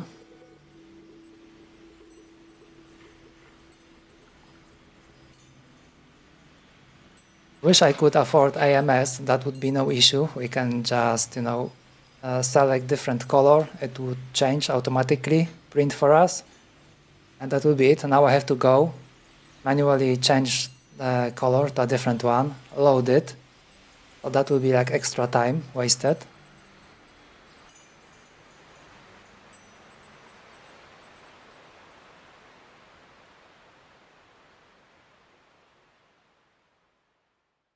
Shit, it's gonna take some time. And we don't really have much else to do other than that.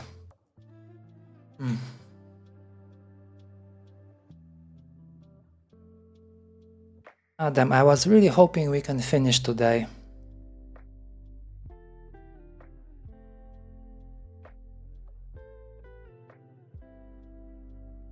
Is it changing this filament or not?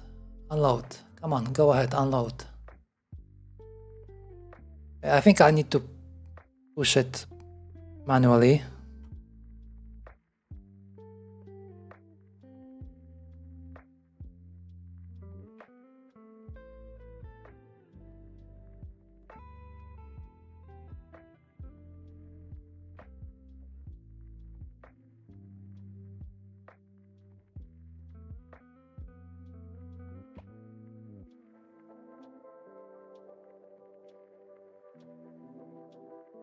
See, even the printer doesn't want to listen to me. I say unload and it's not unloading.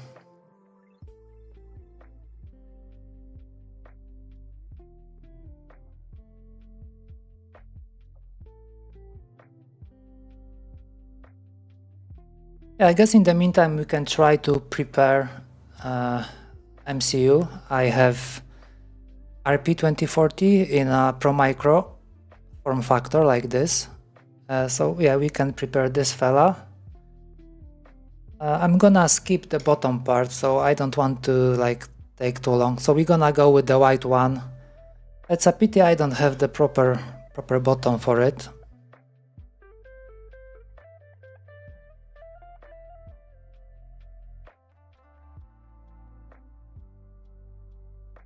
And there's even no easy way to cut it out. Okay, I just need to go and change the filament.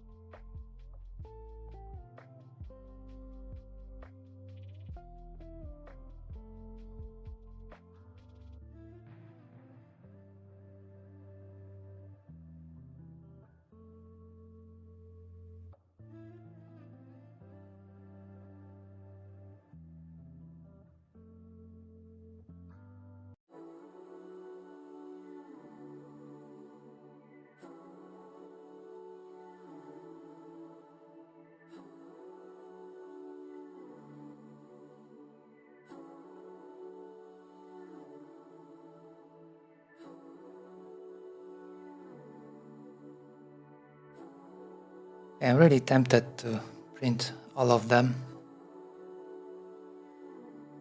so I don't have to fix it later.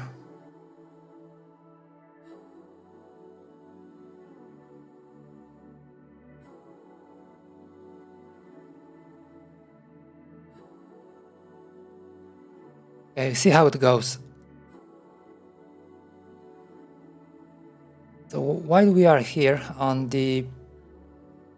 this part of the desk, maybe we can go back with our extension over here for the diodes, right? So I said that I would like to bring back the part that was holding it.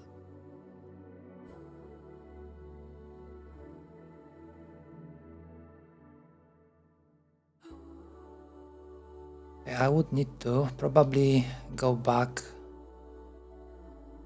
to a different design where I haven't removed that.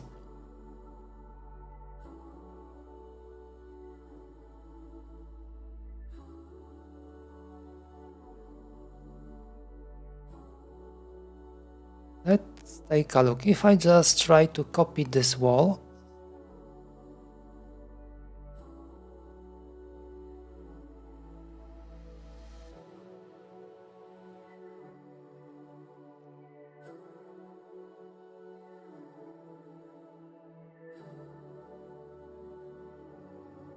I have no idea why would it rotate it like that.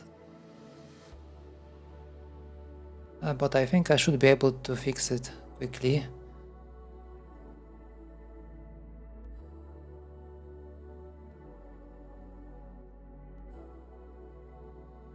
Okay, so originally it looked something like this.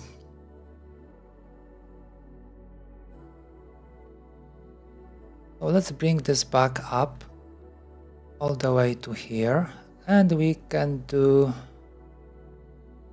openings like so, and pull it out.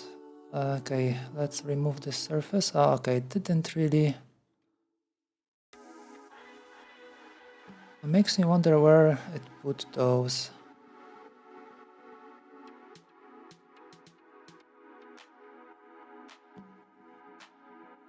Okay, let's take a look. If we do it like this and enable the surface over here, would that work for us?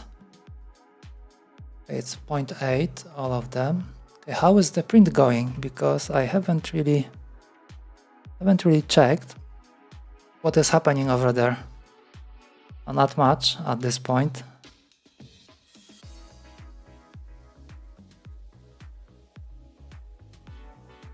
Did that work? Can I finally cut these holes over here? Okay, looks like I can. Okay, nice. Oh, one more.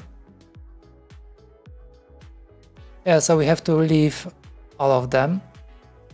Let's get rid of this surface over here. Yes, and I mentioned that there was supposed to be socket over here. Over here I have sockets, so let's do MX. Okay, so it would look something like this. That is not a problem. Not a problem at all.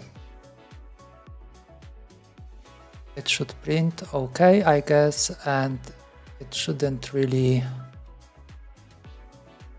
affect the socket on top. There will be, I think, even over here, yeah, it could just go without any support. I think I'm gonna move this wall to get rid of this tiny wall over here. How long is it actually? Okay, 0.26, so probably it won't be print anyway, because it's like too small. It might be, it would be removed anyway.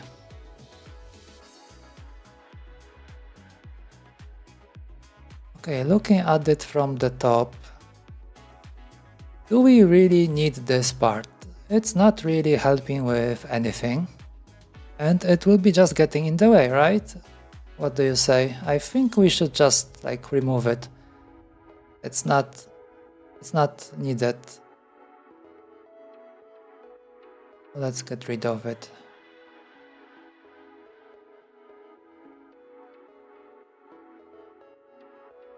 Let's do a cut and like this. Perfect. We can make this like a one wall.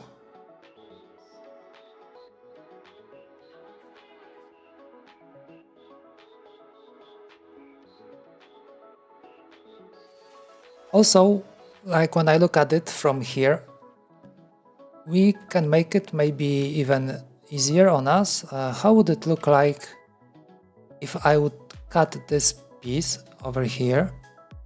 It won't affect the socket on top anyway, because the switch will be still like clipping on this cavity over here.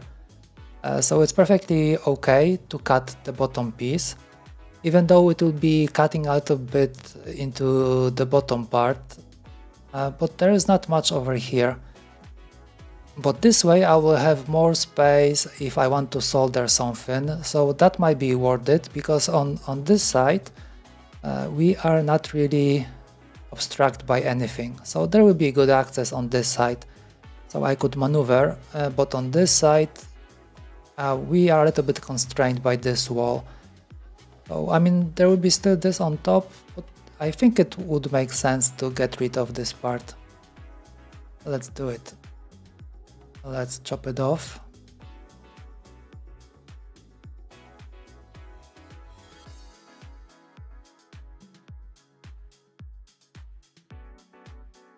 I really would like to try my luck with FreeCAD, but somehow I don't really see how I can do this kind of a quick redesigns, quick prototyping in FreeCAD.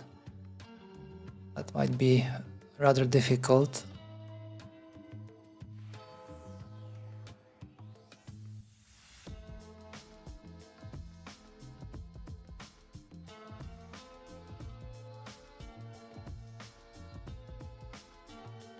Okay, maybe let's do this part. So yeah, we won't have to, I mean, this is very small either way, so probably there won't be an issue printing it, but I think it might make more sense just to like make it all the way to the bottom. That would be like one piece.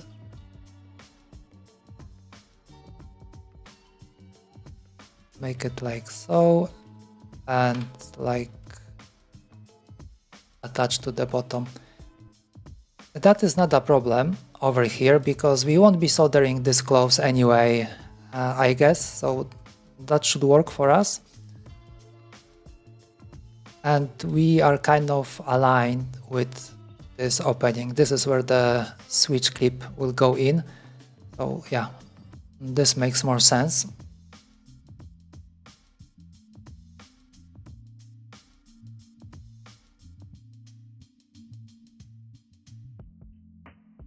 Okay, how is the print going?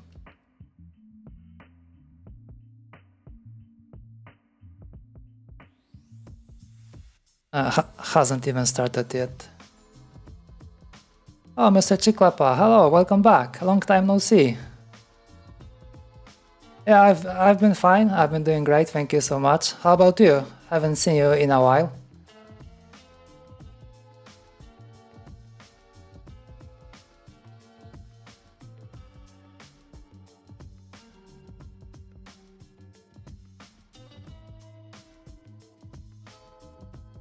Good that I decided to start the print, otherwise I would have missed you. Very busy. Cool.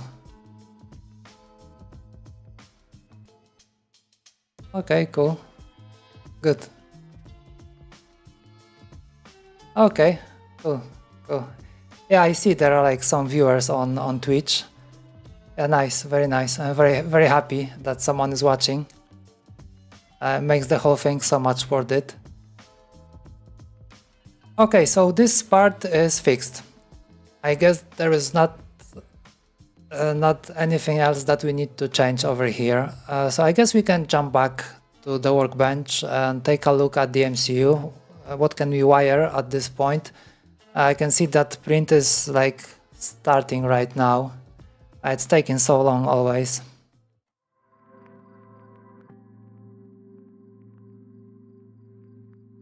The only question is, why do I have two of these?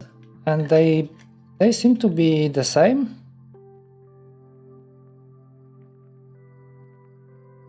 Yeah, kind of surprised. Why would I print two? And they both look the same to me. No idea.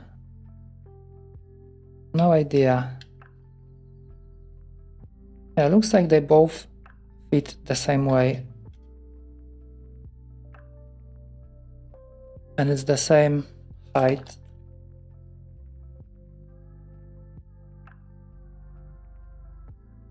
Okay, so I guess I can use either one. Doesn't really matter at all. Okay, tenting goes away for a while.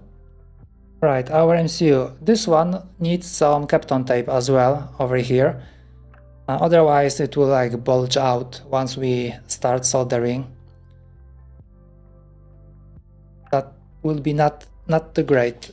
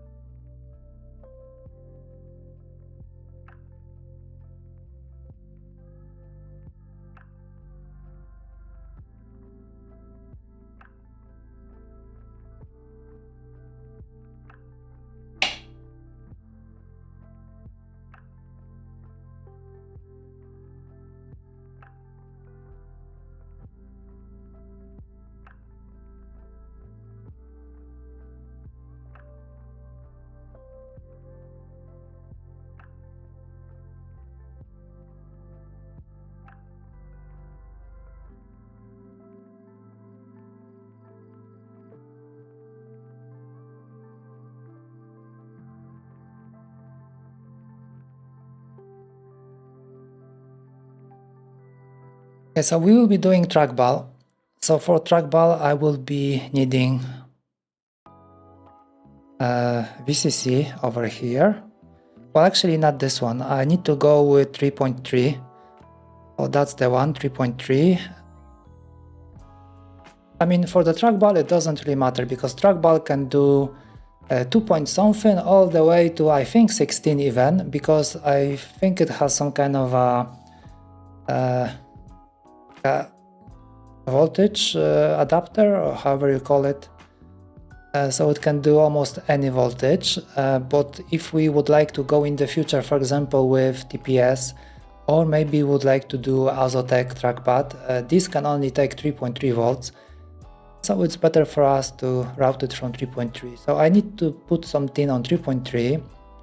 I need to put something on ground. Then on the left side, pin number 2 and pin number 3, this will be our I2C. So we need to add some pin over here as well. And then we need to do SPI. So we have to go from the bottom. We have clock over here. Then is what's that? Chip in, chip out. So I guess it's gonna be the old naming, MISO, OC, master in, master out. But we don't say this anymore. And the last one, it's gonna be our chip select. And the chip select, it's yeah, I think it's called chip select, so the CS pin. Okay, so I think I remember it correctly.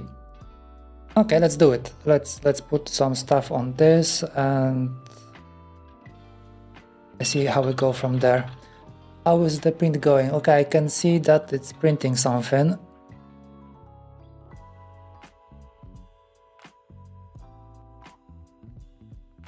But still a long way to go.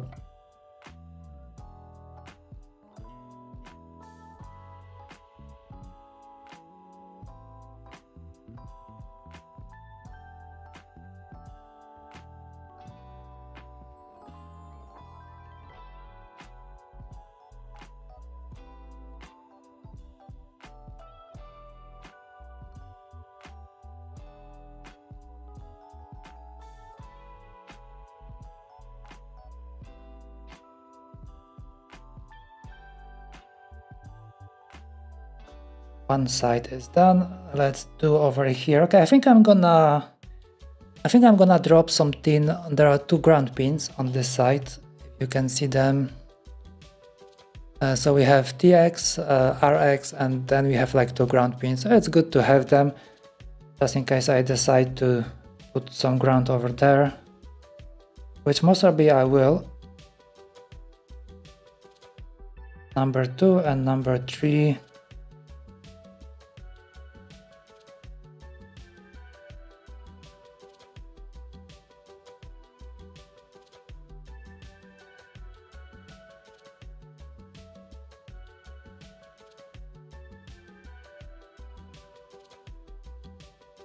Okay, so these 2 over here, we have SDA and we have clock. So this should go respectively. The white one, which is SDA, will go to number 2.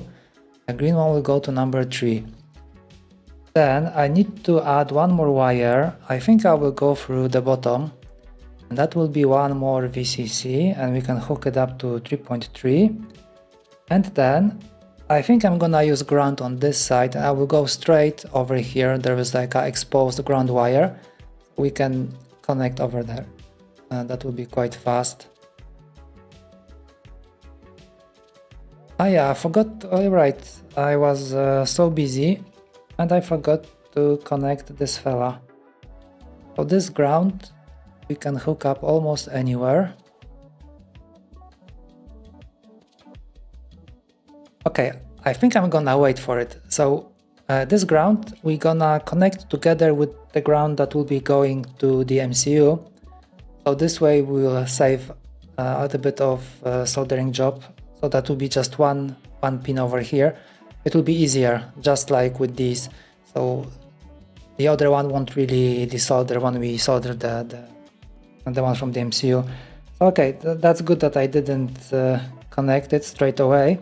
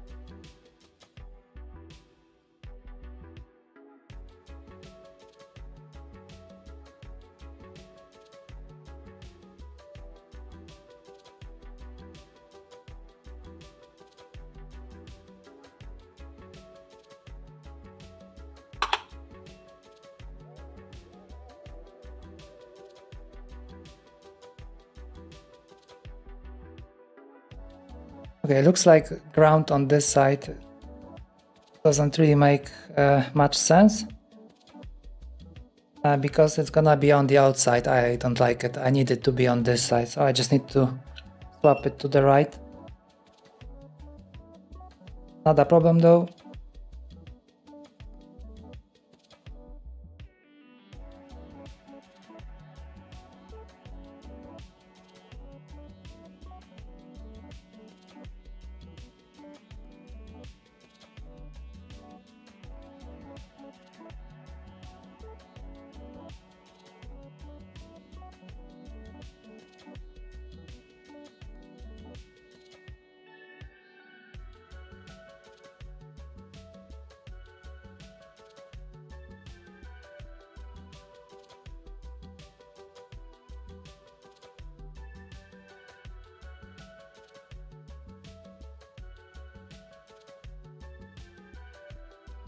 Yeah, just like that. I'm gonna keep those ground wires together, but not connect yet.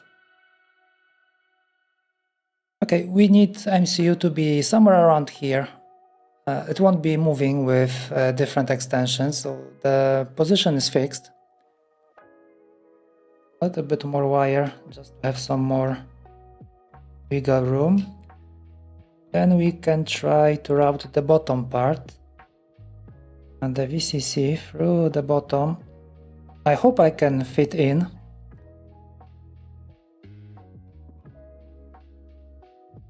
But I'm even more worried if those diodes, if they work.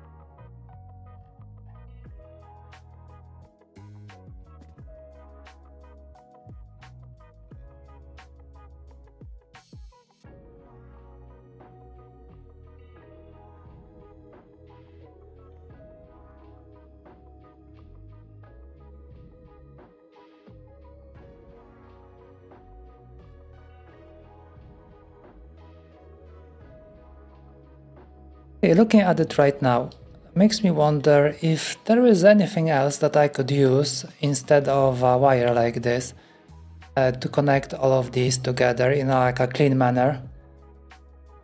So maybe like without soldering, some kind of a screw or something like that.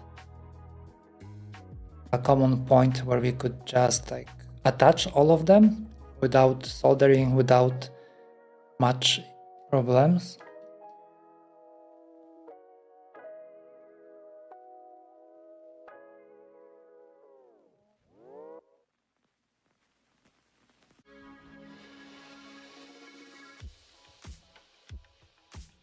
Getting a little bit messy over here with all those wires hanging out.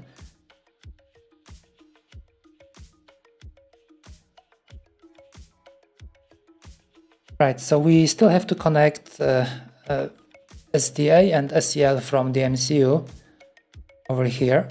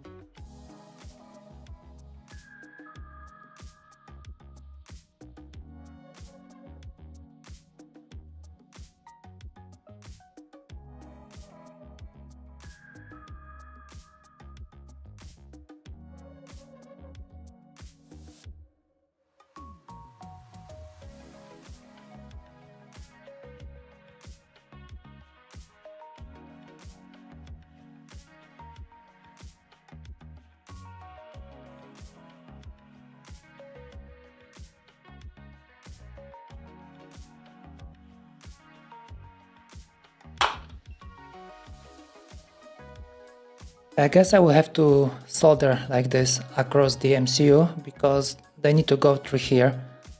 Yeah, I removed the ground. Doesn't really make much sense because like I could have done it like this. Okay, so number 2 is our SDA. Try to solder it. There you go. Where is the ground? I mean, not the ground. Where is the clock? Here. On as well.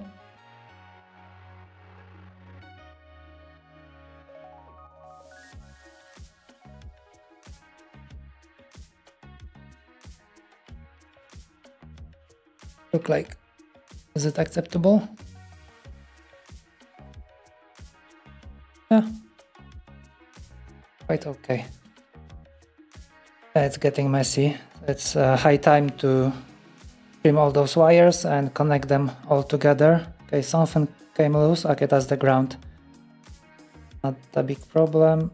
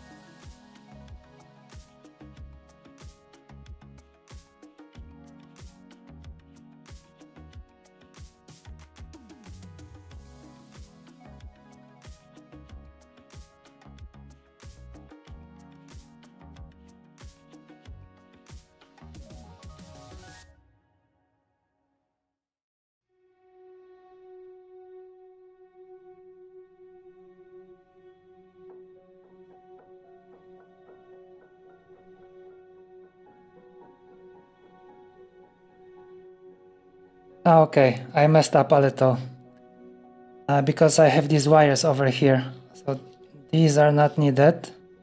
I completely forgot. You see, 2 hours of soldering, I already forgot what I have done. So yeah, we have these two over here. They are coming from the resistors right there. So these were supposed to be hooked up to the MCU.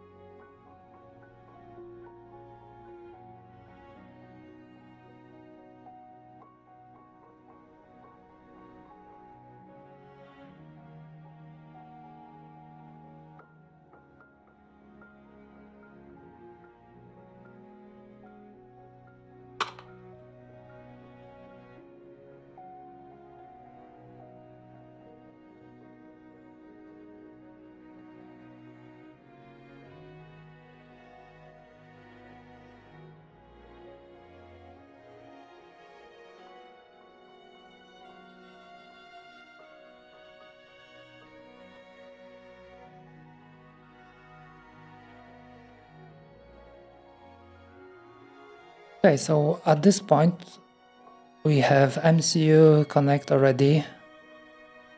I think it's about time to take care of this.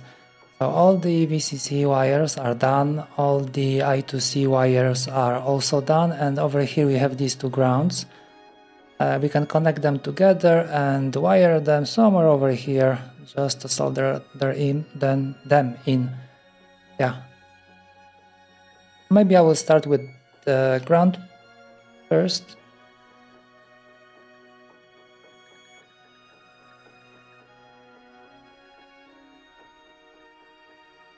It got messy, I can't deny, but I think overall it's not that bad, and I hope that having like all those wires at the end of the build, that would make things easier.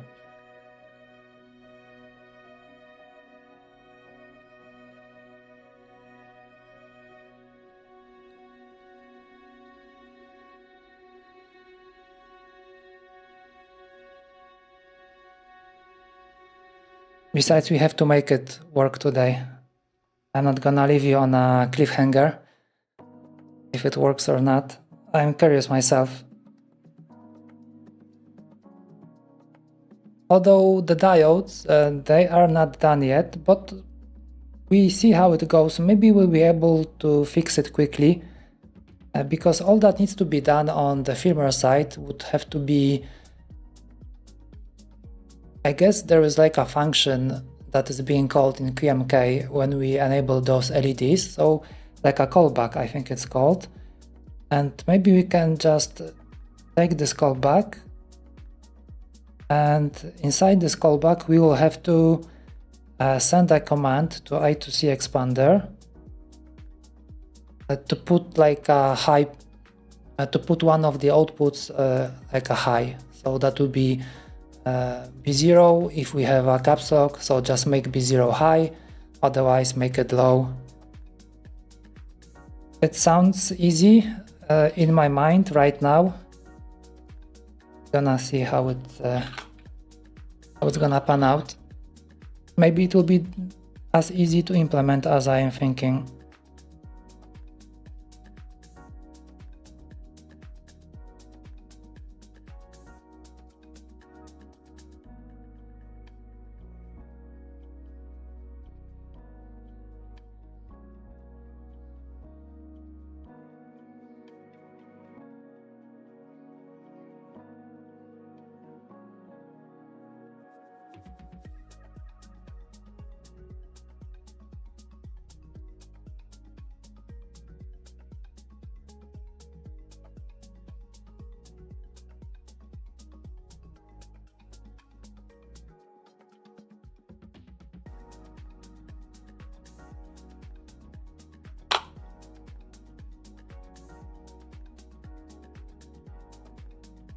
We have ground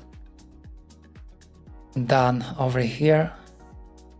Managed to squeeze it inside. Okay, then we have what? We have clock over here. Only 2 wires, I'm kind of surprised.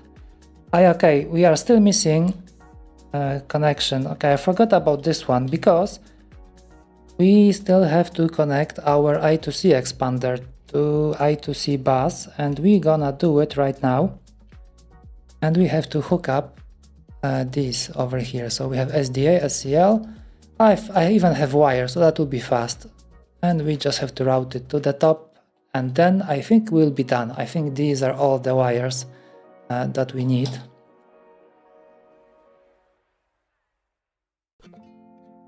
Yeah, so the wires that I prepared for the MCU, they will come handy right now.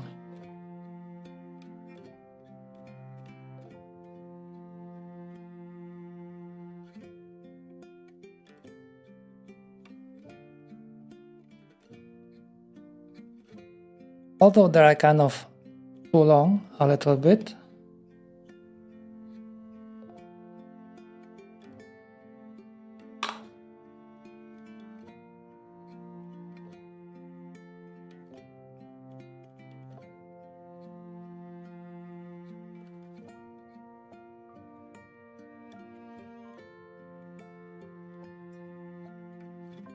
Okay, so clock goes to clocks and SDA goes to SDAs.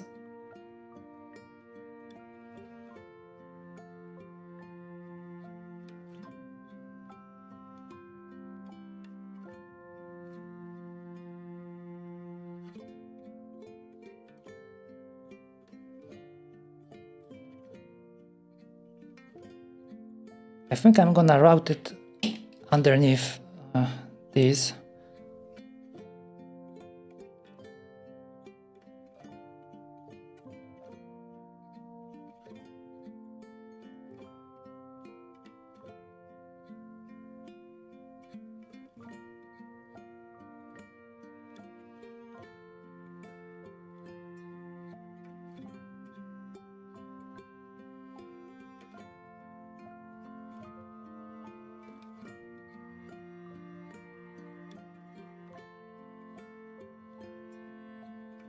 Okay, let's connect VCC. We have it on the bottom.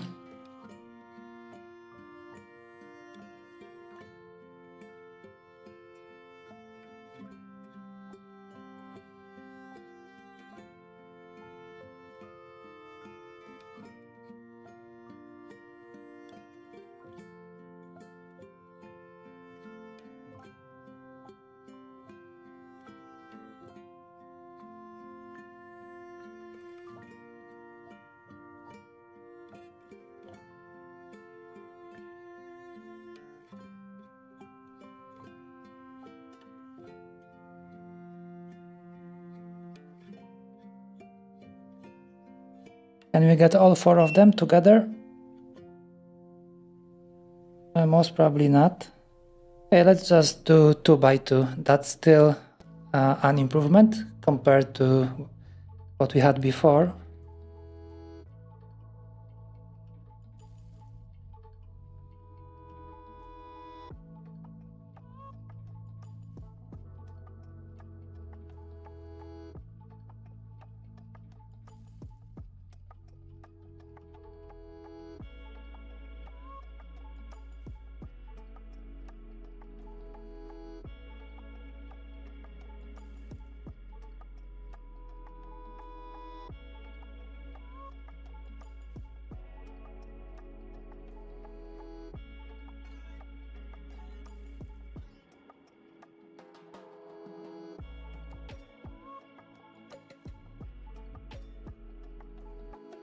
How is the print going? Okay, looks like we can make it. Like, I'm not even done with all the wiring, and there's like how much?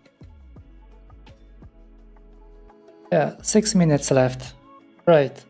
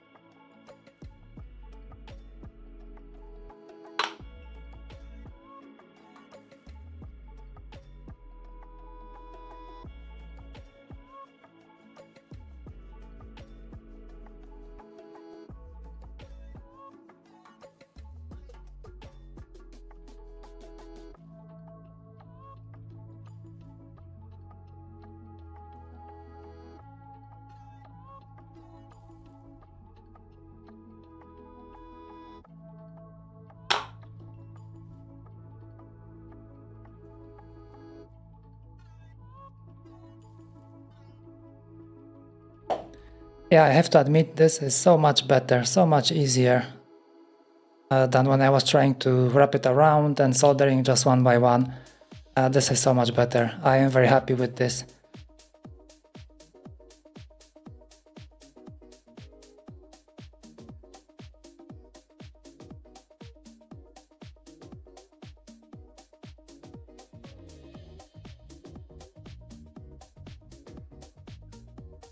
That was a good choice.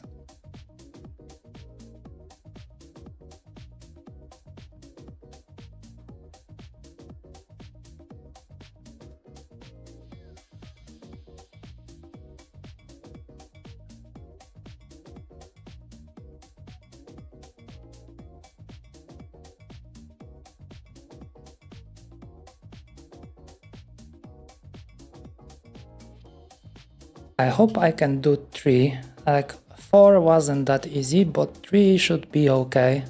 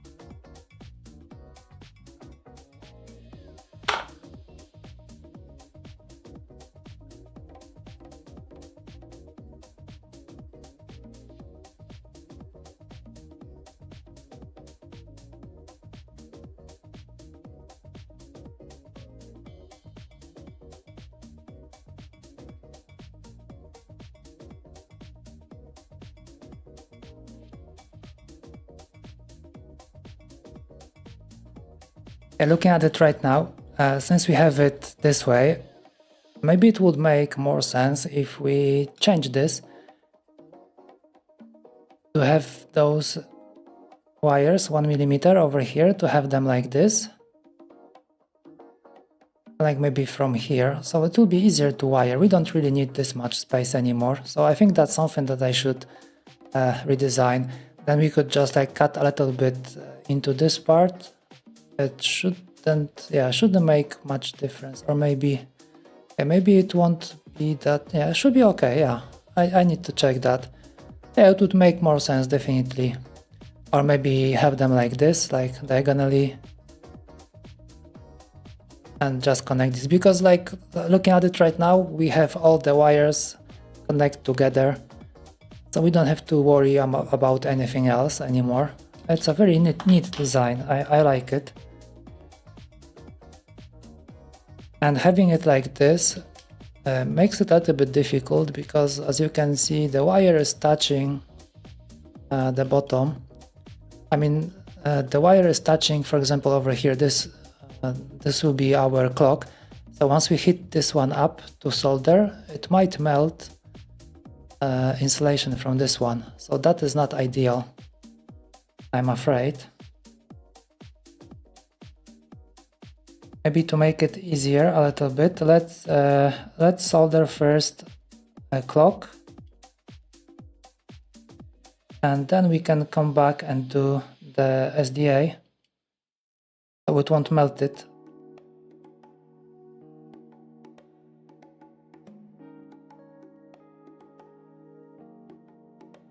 Looks like the print is finishing soon. Great.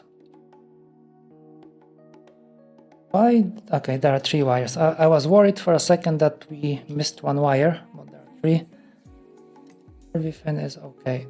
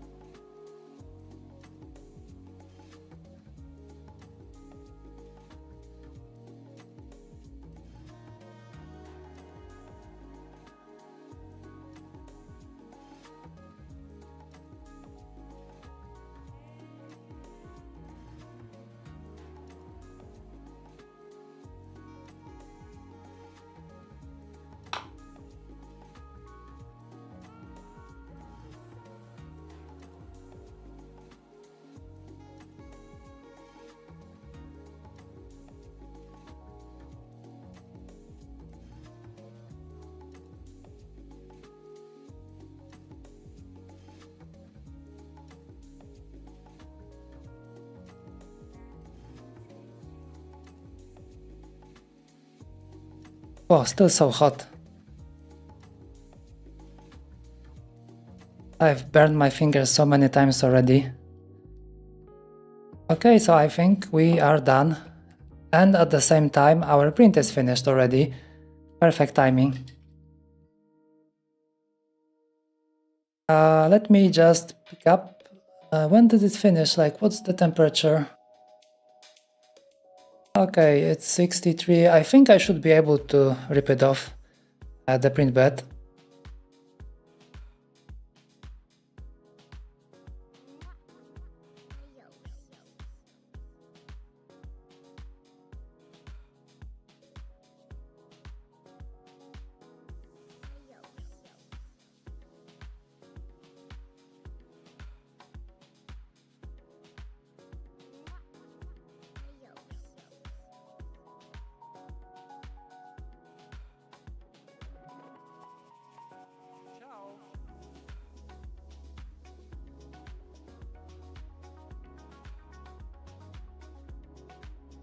I left my greasy fingers on the print bed and look what happened.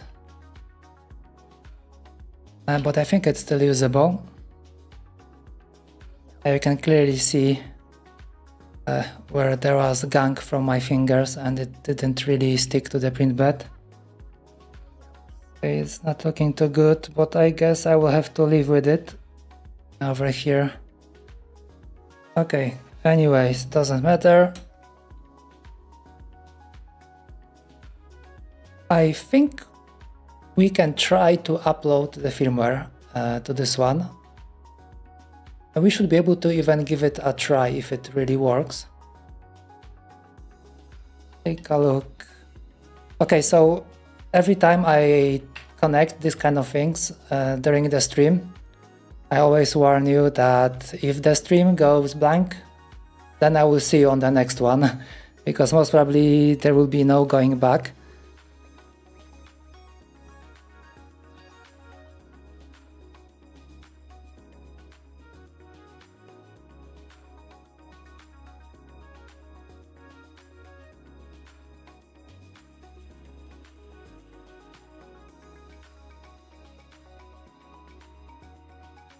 Okay, first thing first, we need to set up our security site, just in case we have any stuck keys, so this shouldn't kill the whole stream.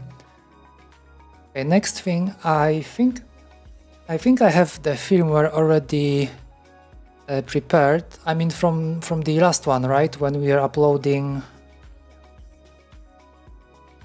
And we have, okay, we have magnetic encoder, but which one was it? I think it was AS56. Okay, so that should be, yes, because we are doing left side. So I have already recompiled the firmware for the whole keyboard. So on the left side we have AS5600. On the right side we have a trackball and all this stuff. So I should be able to upload whatever I have without any compilation step. Let's drop magnetic socket like this. Super helpful. I use them since I started building keyboards. I didn't manage to kill any MCU while using this. Not even a single USB socket came off from the MCU because of this. So this is super helpful, must have. And I use it for almost every USB device I have at home. Very handy stuff. Okay, let's connect like this. Just check if we the right page right now. Let's try going into programming mode. I forgot to open Explorer. Is there any Raspberry? Yes, there is a Raspberry over here. Right. Okay, let's drop the firmware for the send to RP. There it goes. Okay, it looks like it's programmed. Is it gonna work? Can I? It's not. It's completely dead. Okay. Let's connect the other half.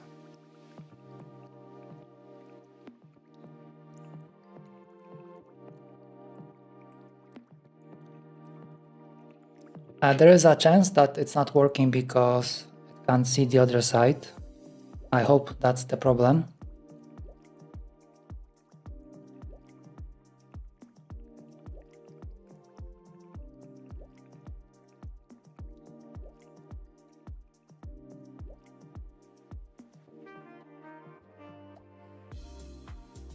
Okay, moment of truth.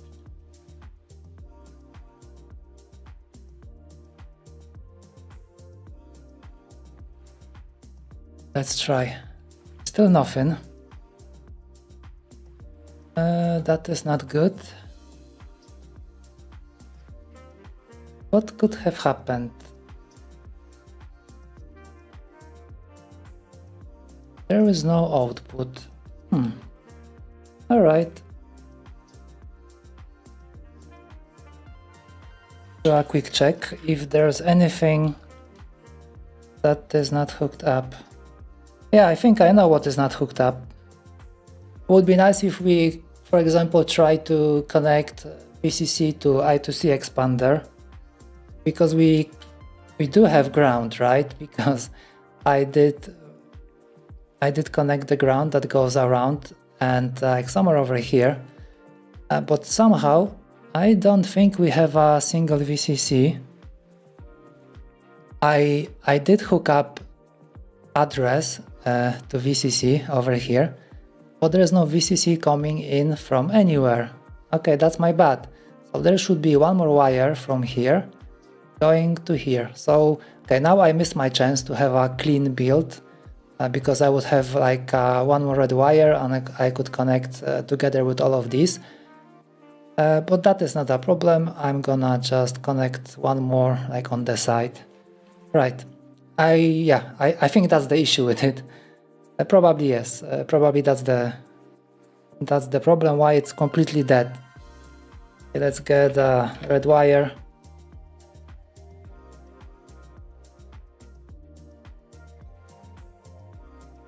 How did I miss that? How did I miss that?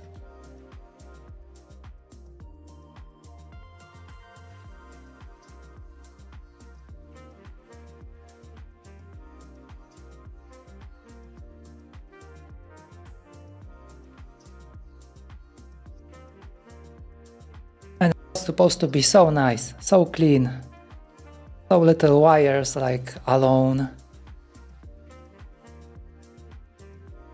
Oh, anyways, but that shouldn't be too much of a problem.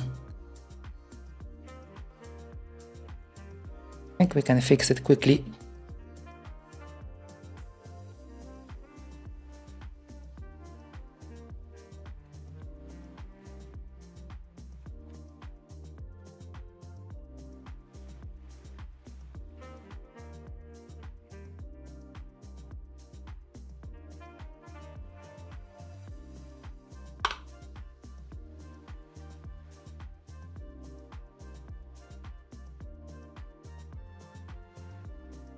Let's at least pretend that this is how it was supposed to be and just route it underneath. That it looks kind of clean, maybe.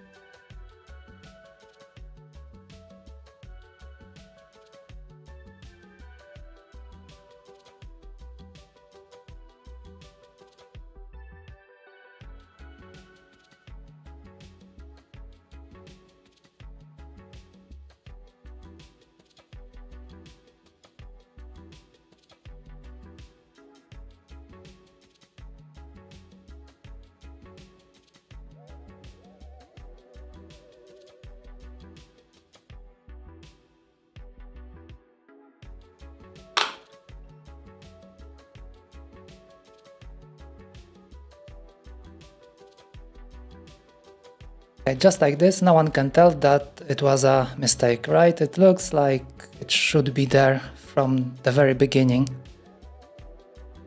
Okay, let's take a look if it actually works, because that was just my suspicion. Oh, definitely that part wasn't hooked up. So probably I was right, but you can never be 100% certain. Not on this channel. Because on this channel, nothing ever works. Alright. Back to safety zone. Okay, so what do we have here? Let's check left side. Okay, so it should be good. Yeah, it works. Great. Okay, so I think that is nice. Let's see if infrared works. Yes, infrared works. I can't check this scroll if I go over here. Yeah, scroll works as well. You can see. No, you can see it, right? Yeah, so I can scroll left and right. That's left, that's right. On this side we already checked. Yeah, up and down works as well. We also have a scroll over here. Oh, this one is so smooth. I love it. Absolutely love it. So let's finish.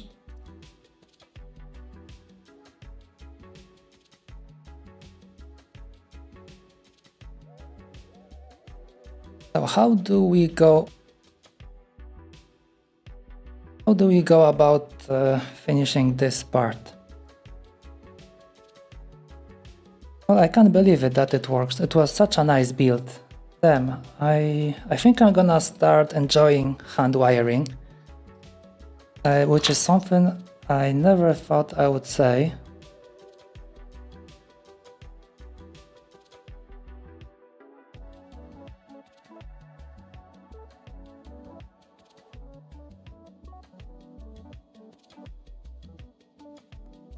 Okay, so here comes the bottom part.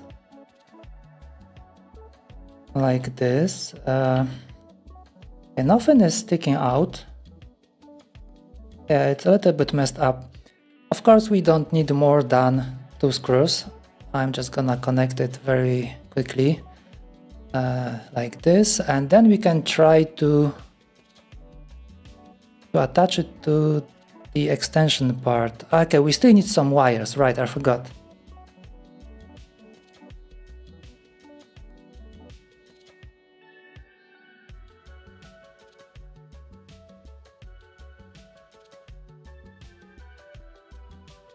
My favorite screws, M3.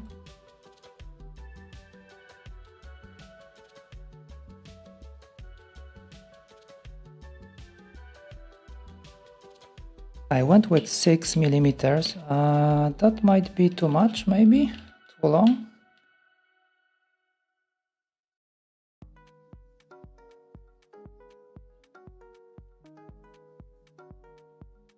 Oh no, it's perfect. And since we made the chamfer a little bit larger, so the whole head will hide inside the bottom plate, not sticking out, which is perfect, exactly what we wanted.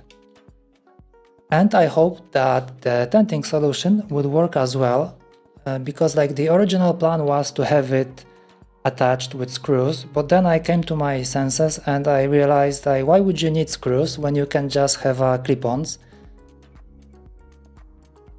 That's what I did. So we have these over here. I already broke one off on the previous stream. I think they're a little bit too thick probably, so probably I will just have to make them a little bit thinner so they like give up easily and don't break.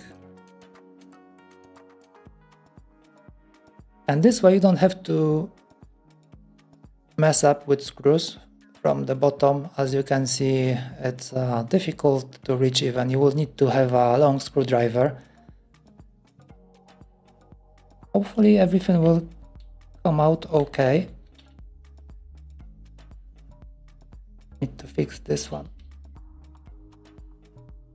Yeah, but something had to had to break. So the keyboard works, which is kind of surprising, but then the bottom plate messed up, and now I have to do some black magic just to be able to put the screw in.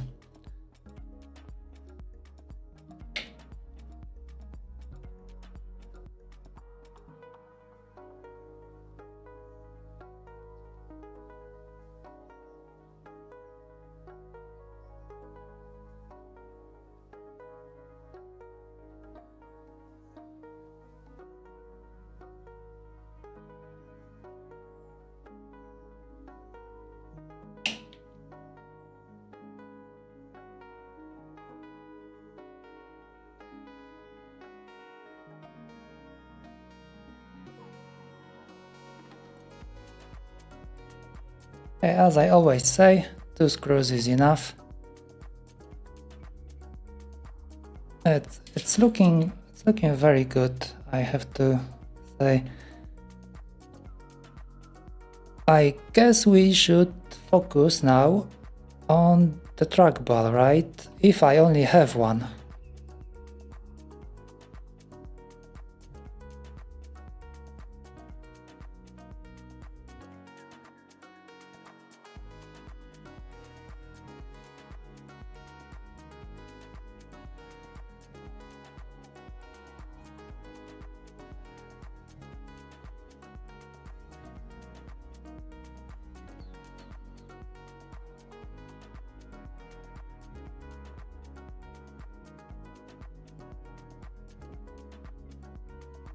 Are we gonna have a problem? Because I can't find a trackball.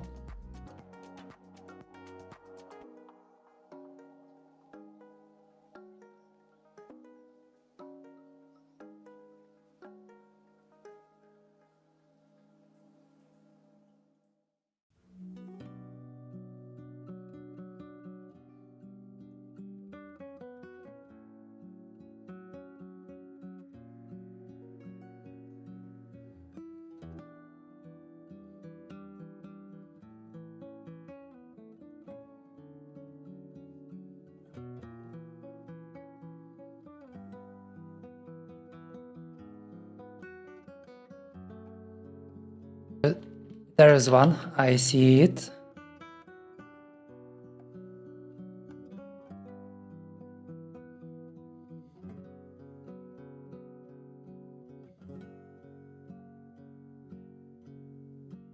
But I think one was broken. Yes, this one. Besides, this one is a different sensor. This is ADNS 9800, which is okay. But PMW or PWM or PMW 33060, I think it's better.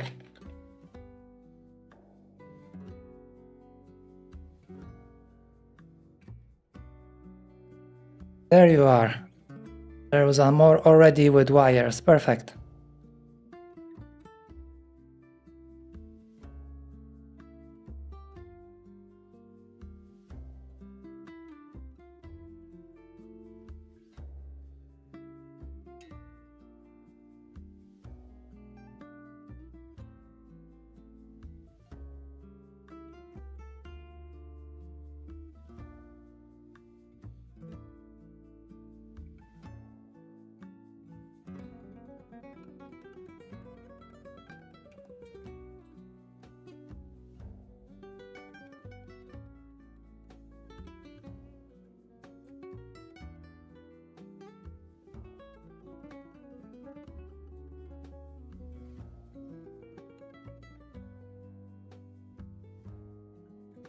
What do we have here? I have to refresh my memory. What is what?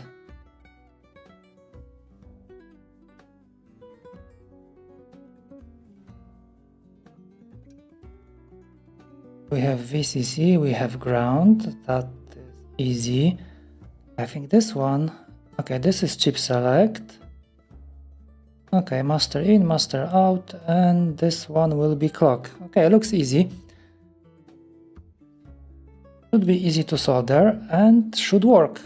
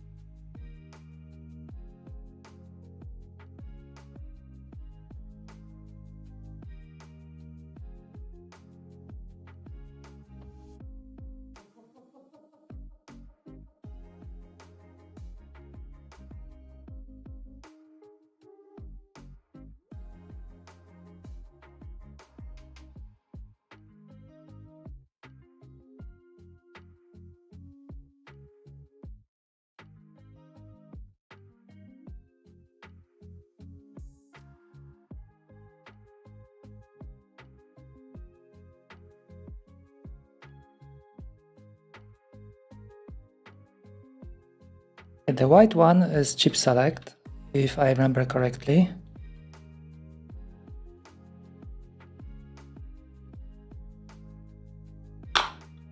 What is left is ground and VCC over here. I think it got stuck underneath.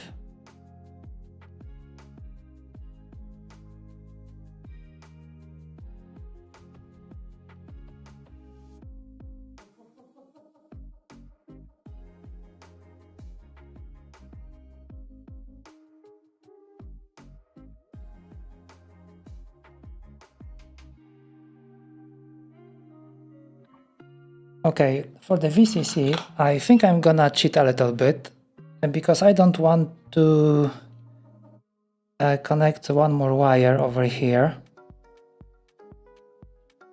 I think I'm gonna just hook it up over here. There is one more VCC. This one goes straight from USB. So for this sensor, that should be okay. Trackball can take it. Because otherwise I would have to unscrew the bottom. Okay, I'm a bit too lazy already to do that. So I'm just gonna hook it up over here. Trackball won't mind higher voltage.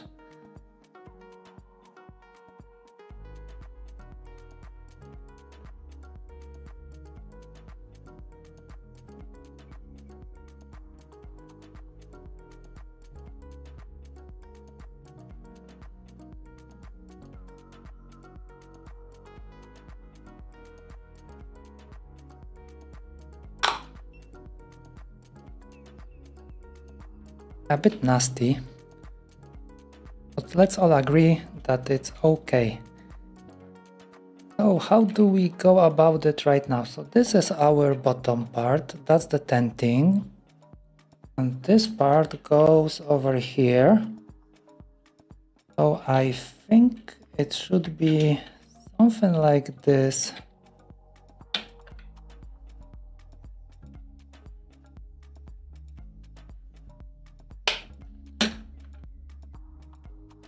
Something like this, and yes, we have wires sticking out from here. We have wires sticking out from here as well.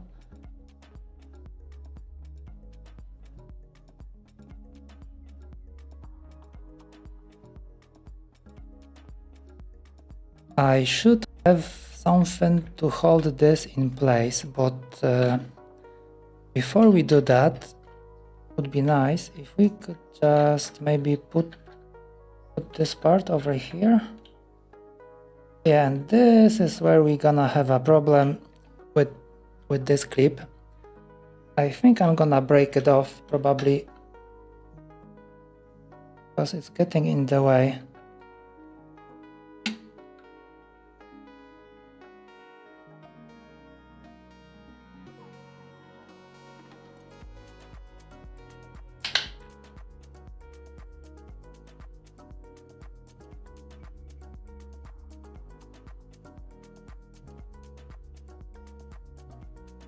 How about we try to do it like this? Okay, it's not gonna work. Yeah, first time assembling this, so I don't really have a good technique yet. I think I will have to force it, and that will be it. Most probably I'm gonna break this part. But I guess that's fine. I wasn't even planning on keeping it. Okay, it's looks like going. Yeah, we made it. No way. It went in. Almost.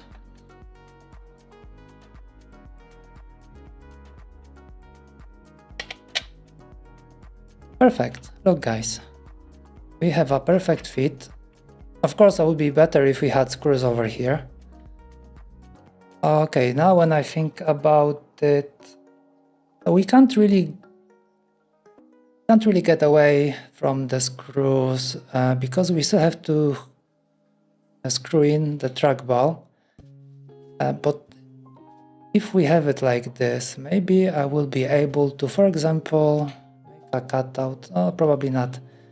Yeah, so it looks like this from the bottom. Yeah, exactly how I envision it.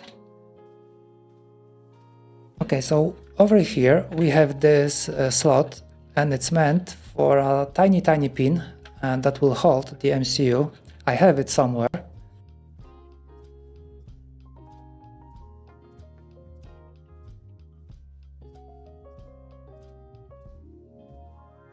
There you go. It is really tiny, but it should do the work.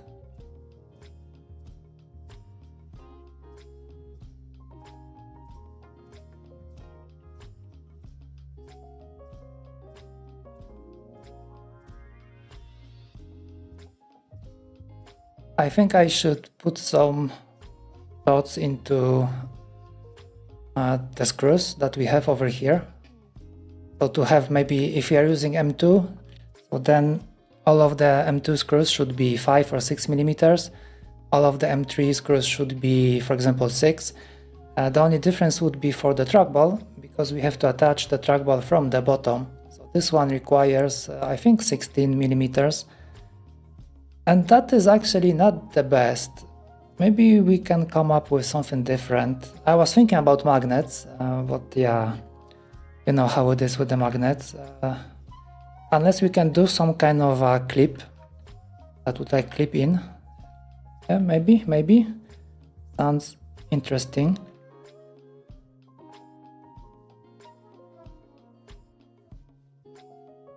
If I keep changing things like that, I don't think we'll ever finish this keyboard.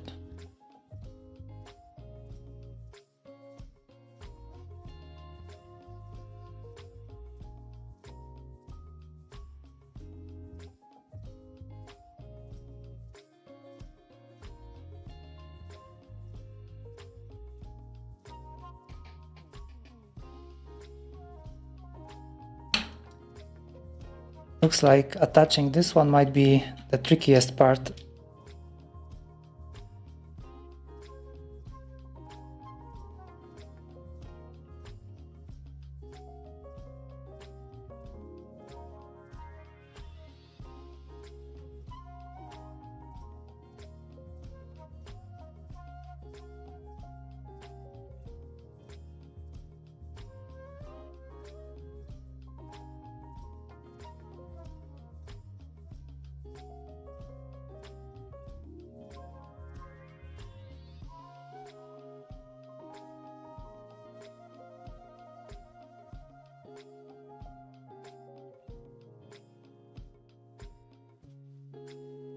I guess it would be easier if screws were magnetic.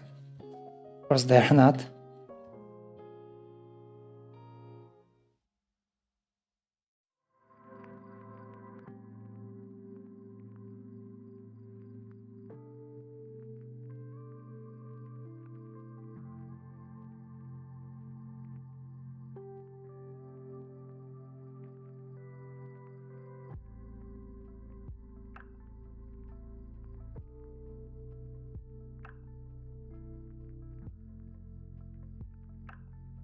Oh, almost, and it jumped out. Now I got it. I think the screw is too long. I picked up, I think, 6 millimeters, and I think it's gonna be too long.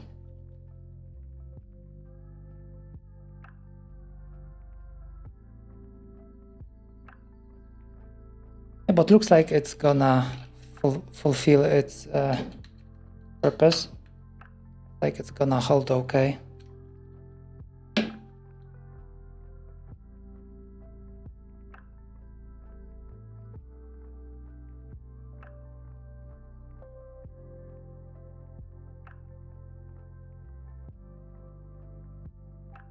Or maybe not. Doesn't seem to be holding anything.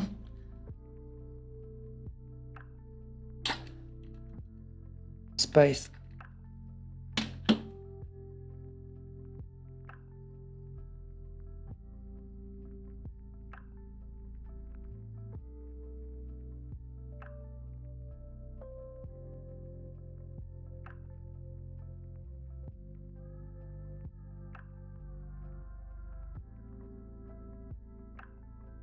It looks like I should have screwed in the bottom part, because when I push it so hard, it's lifting on this side.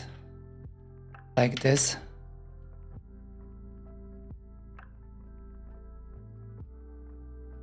I guess I can still reach it. Maybe if I can just add one more screw over here. Well, actually, we will be able to just remove the tent.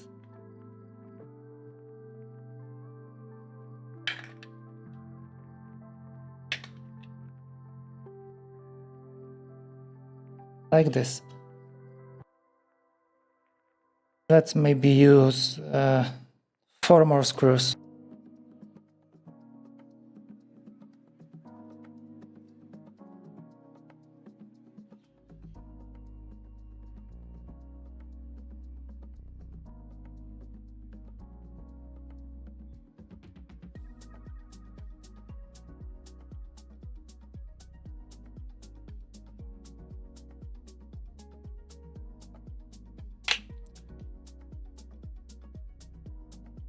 Anyone interested in fixing firmware today?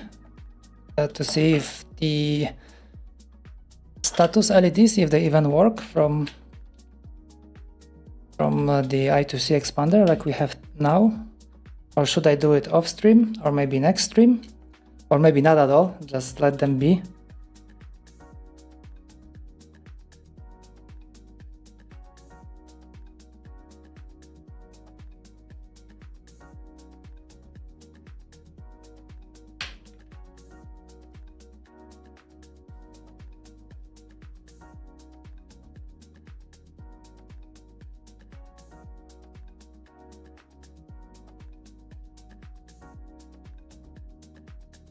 More screws.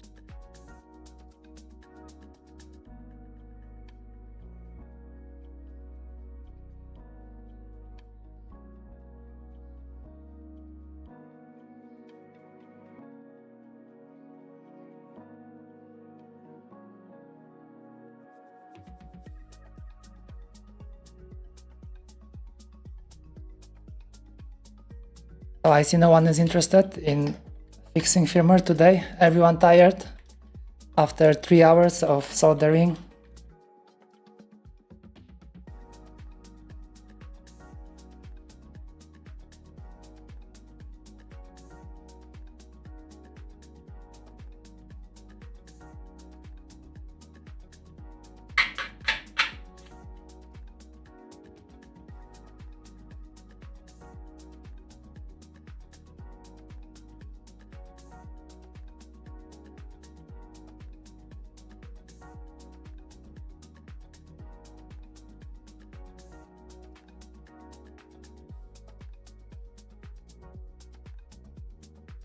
This way, I think it should be in one piece all the time.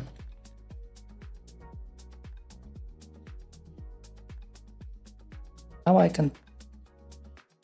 Yeah, I think I can also fix this little fella over here.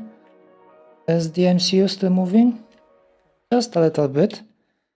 Let's take a look if we can push it in a little bit more. I have to admit that this solution is not quite that good as I was expecting it will be. I mean, it still holds okay most of the time.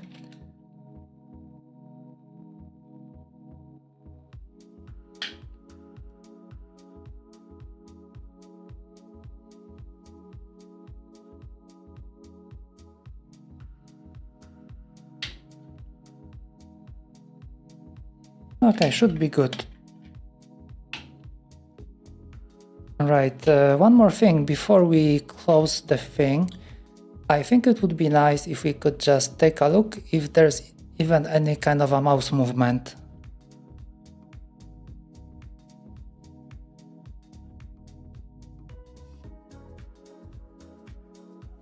Okay, okay, you can see it. Maybe like this. Here. Oh yeah, looks like we do have some readings. That is great. That is great. So I have these standoffs over here for the trackball.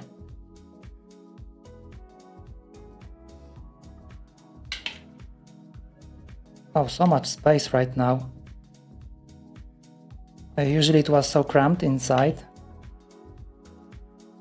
Whoops, And we have a problem. Okay, how did this happen? They don't seem to fit. I think I forgot. Oh no, I think I forgot to move them. Yeah, as you can see, guys, right, I knew it's gonna end up like this because I was moving the extension, I was moving it up and down. So at the end, I decided to move it back. So I moved everything down by 4 millimeters, and apparently looks like I forgot to move these as well. So we won't be able to fix it. Okay, maybe at an angle, just to make it work. Probably it's gonna be a little bit skew. I wonder how it's gonna look like with the ball tracking if we have sensor kind of like this. Maybe it won't be that bad. Maybe it will be usable. I think I should get a screw.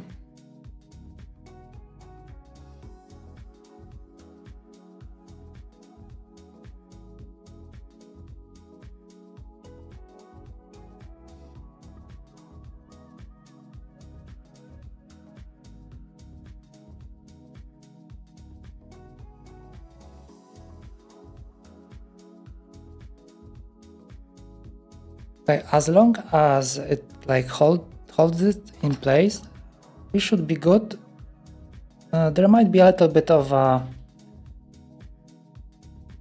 out tracking.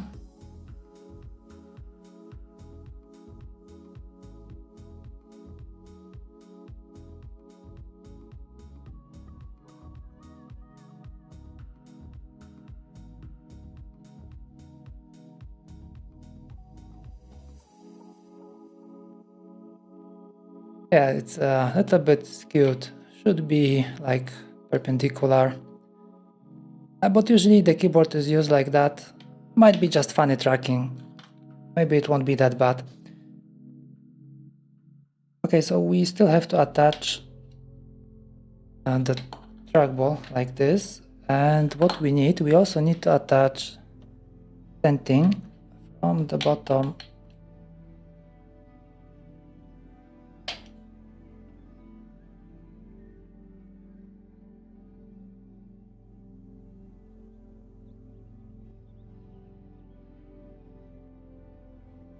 Okay, am I gonna break something?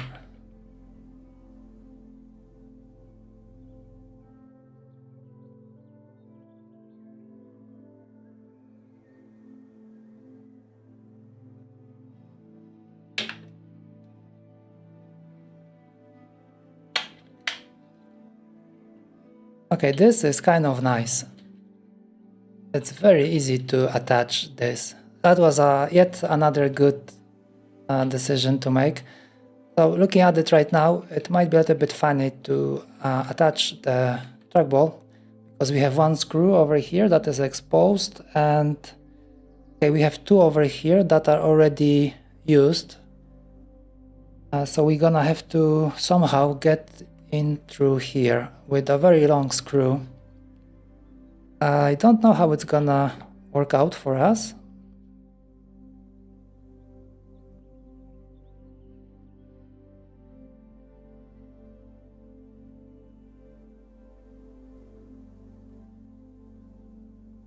I have 18 over here, and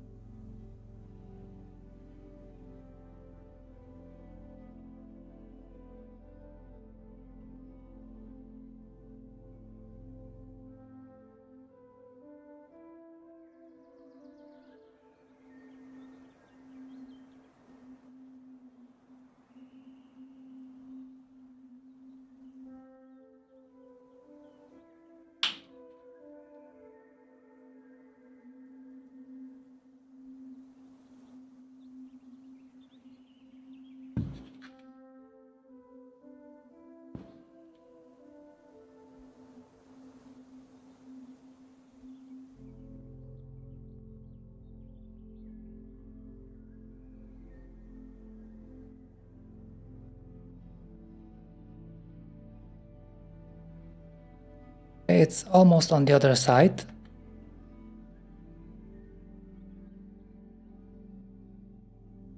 Just a tiny bit.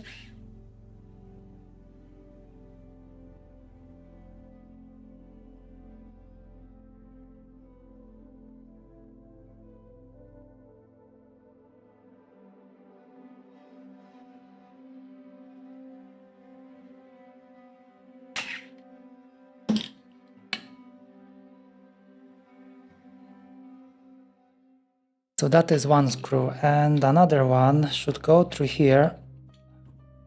Don't really have that much. Okay, that was what, 16 or 18? I think I took 18.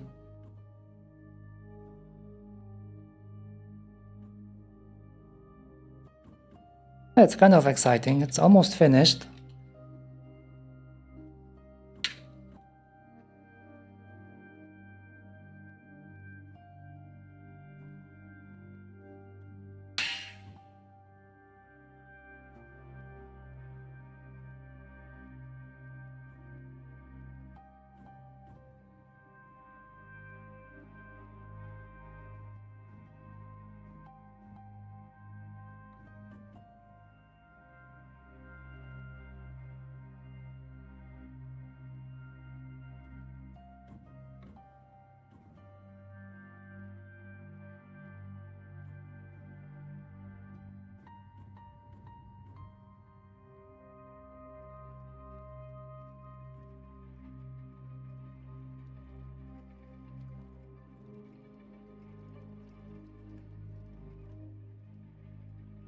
I think this one is too short. I wonder if I have anything longer than that. That might be a problem. I definitely have to redesign this thing. Maybe I will just make like a very tiny wall over here, so just to cover it up, so the screw will be completely exposed. Could like reach it, so we could finish with just like 18 millimeters instead of trying to find something longer.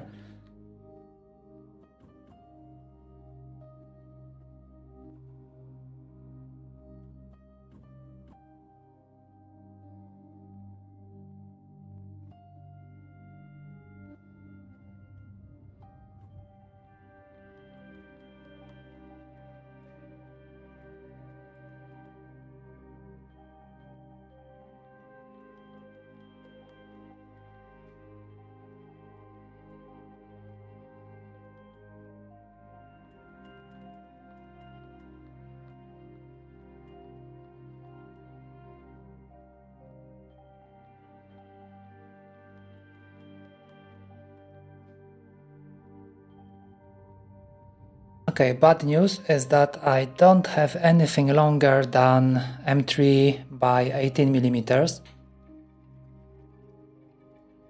So we can't really use it. Yeah, it's moving. Although, no, okay, I think we can do it. Okay, let's try turning it off one more time.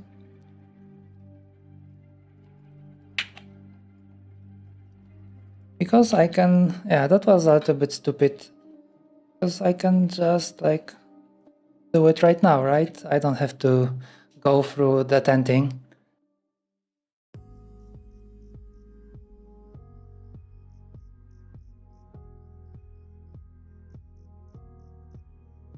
Yeah, like this, it should go perfectly.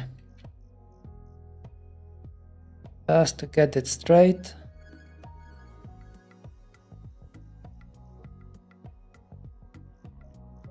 There you go.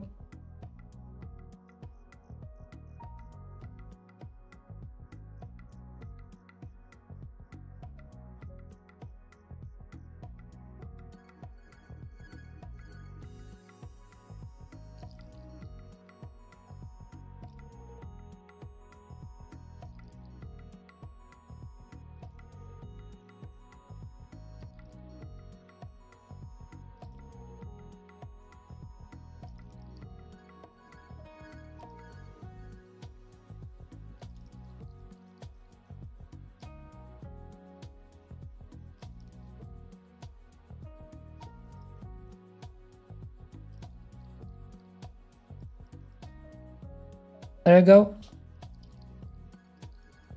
Project saved. I mean, excluding the broken bottom with standoffs for the trackball sensor that are messed up. So, okay, like partially success.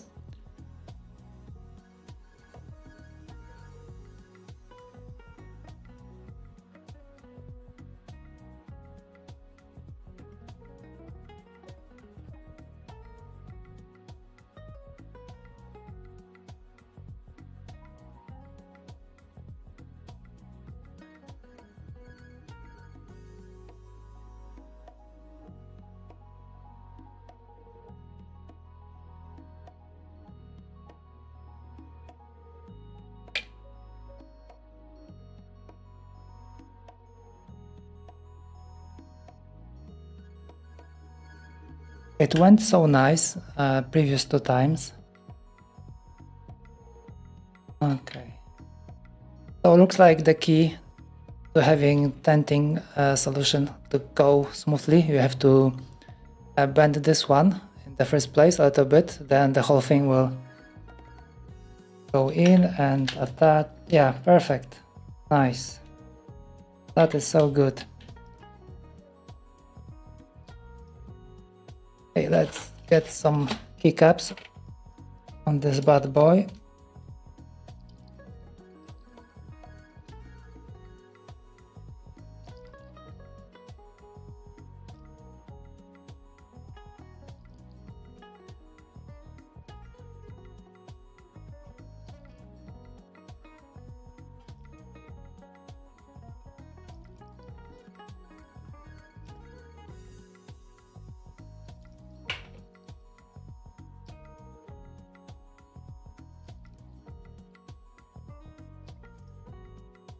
Okay, all we need is to put in some bearings. Okay, but makes me wonder, definitely it's gonna be a little bit of a problem over here because now we have a large hole. Might be partially due to the fact that the standoffs are in the wrong position because by default the sensor was close enough that even if I dropped the bearing ball it wouldn't go in. But that's not the case anymore, at least over here, until I fix it. I hope that after I fix it, it's catching the balls inside. We can always get some kind of a solution to just block it off. But right now, it might be tricky, and those bearings, they like to fall out.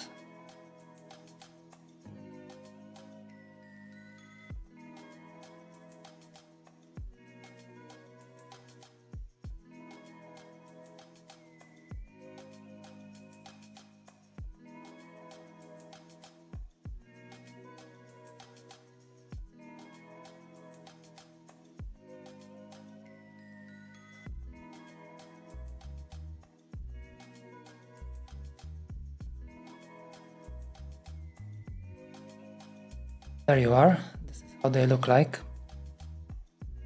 It's gonna be fun.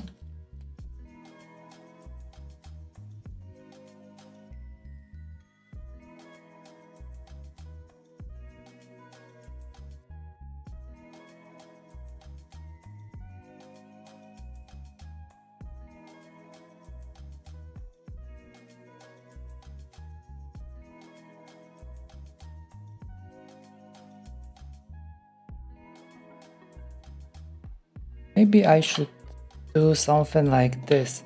So it's gonna be more like one level. Hopefully this will help me to just put them without falling out. And okay, I maybe... Let's get the trackball, I mean the ball itself. So if we manage to push the bearings in, that should be like a quick slot in, so they don't fall out and they'll be blocked with the ball. Okay, 1.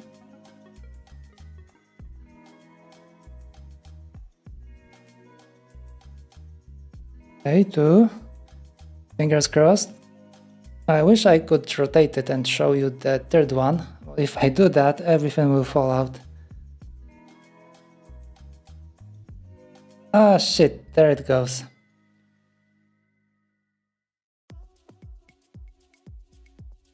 And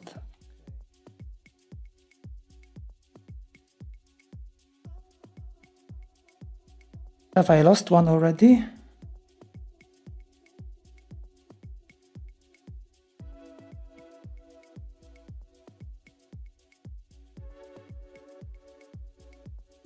Okay, I think one is gone. Perfect. Great. Oh, no, it's here. Shit, almost. Okay, one more try.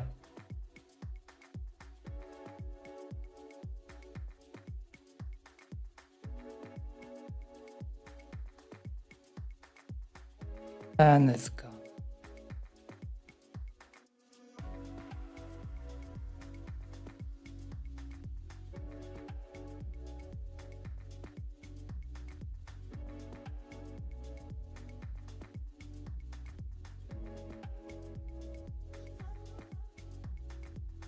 Okay, 2 in. Ah, shit. Guess it's gonna take a while.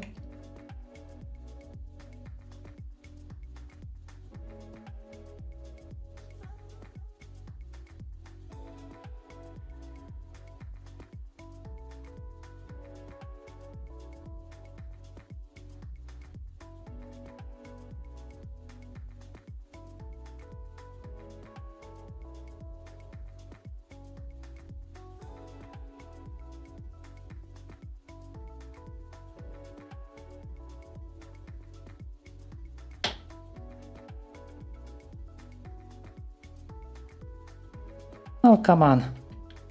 So nasty.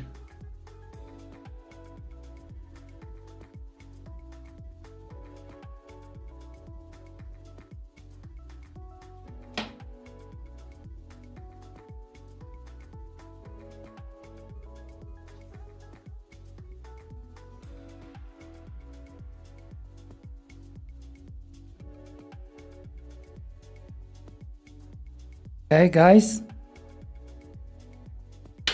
There you go. Nice. Made it. Oh. Okay, let's plug it in. Let's see how it works. How messed up is the sensor in this like odd position?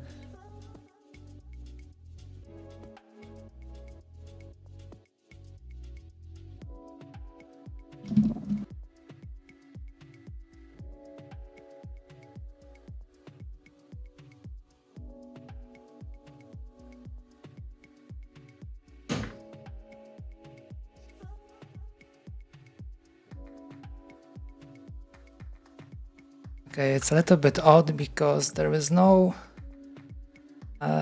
rubber feet, so it's moving.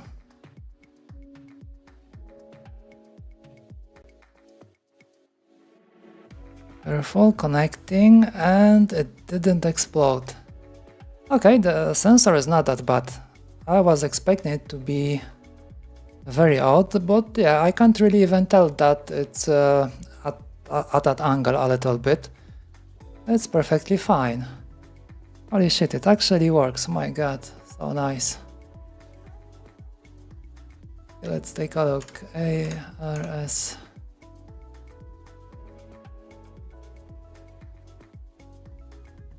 Yeah, looks like we have all the keys working.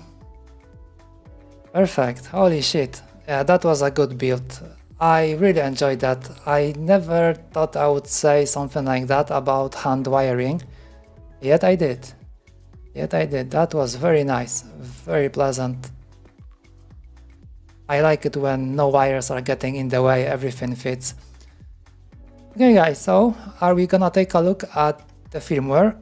Maybe if it's not too complicated, maybe we can fix it today, and if it's very complicated, I will fix it somewhere, sometime, someday. If I can even make it work, because that's something I haven't really thought about it. Okay, so how it's gonna be called? LED. Okay, where are we? Okay, indicators over here. What's that? Okay, Configuration option in config.h. Okay. Yeah, I think we might be interested in this part, LED update, and I think it should be like user or whatever. Okay, this one is depreciated. This one we won't be using because we have to do our custom update. Yes, I was right. LED update function. Okay, when the configuration option do not provide enough flexibility. Okay, that's us over here. The following callbacks allow custom control over LED behavior. Perfect. These functions will be called when one of those 5 LED changes state. Okay, so we gonna be interested in this. So it's gonna return boolean and it's LED update user, and we're gonna get a LED state which is of type LED. So that probably gonna be some kind of a binary thingy. Okay, both receives LED state as a struct. What's a struct? Parameter returning true if LED will allow keyboard level code. Okay, so if we return true, then the keyboard will do its own processing. At this point, I don't know if it makes any difference if we do or if we don't. Returning false will override the level. Okay, so if we're gonna handle it ourselves, then okay, we don't have to return true. We can just say don't do it. Okay. Oh, nice. We also have a kind of a example. This is audio. Okay, so that shouldn't be that difficult. Let's jump to our source code. I think I already disabled. Yes, we had it over here. So we're not gonna be using that. Let's take a look on the, what was that? Rules.mk. Do we have to enable anything? What do they say in the manual?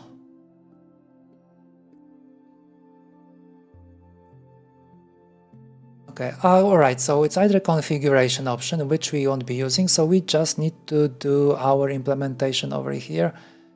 Let's just copy this.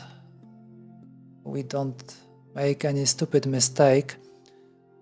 But the issue over here is that we have to go all the way to here. Yeah, so for now I have to remember not to update because I'm gonna lose this code. Let's add it at the end, like this. Okay, so we have, oh, it's very nice because we can do it something like this. So it's a structure, right? I wonder how the structure looks like.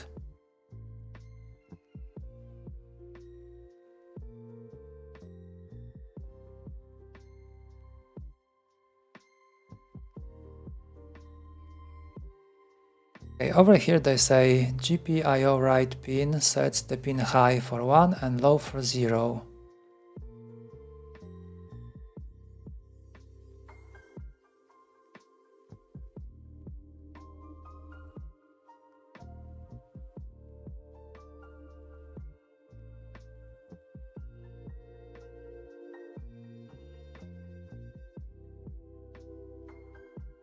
Okay, so it's a little bit different over here. So for us, we have to check if this is on. So we're not gonna be inverting anything. Let's remove all of this stuff. Well, actually, I was more interested in caps lock, like this. But I'm gonna do it maybe like this. If this one is on,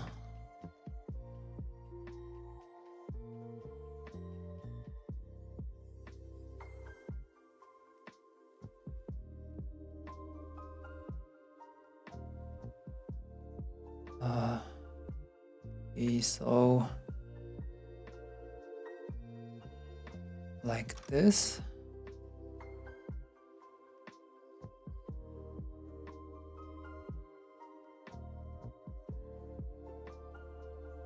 So over here we should be able to set up the pin on the I2C expander, but we have to remember which one is it, and we also have to change, because I think all of the inputs, all of the pins on the I2C expander, I think I have them set up as inputs, which is something that we don't want anymore.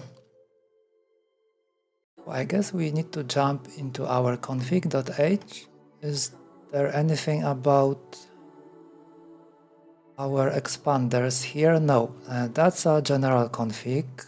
So maybe we can find something interesting over here. Yes. Okay, so we will be reading the right one. And I think I had some code somewhere that was setting up everything. Oh yes, over here, right.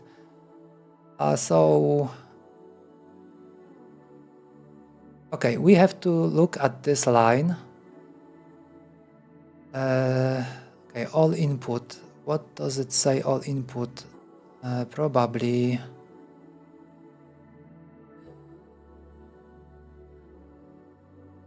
I guess I would need to check with the datasheet, maybe. Right, let's zoom in.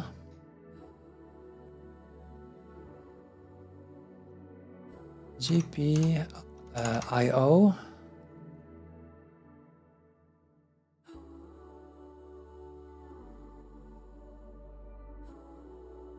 GPIOA. Okay, that's what we need. That's the address that is setting up the direction, is it?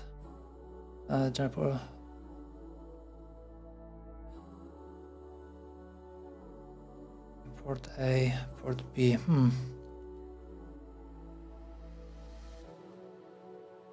Right, set config. So there is a configuration port. Which one was it? So this is the input. Okay, configuration over here, perfect. Which one is it? Okay, IOCON, whatever. That's the one.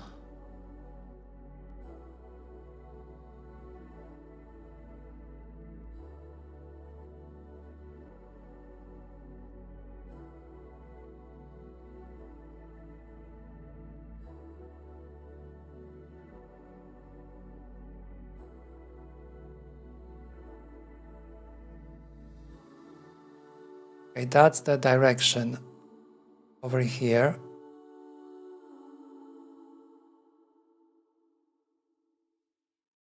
Okay, oh dear.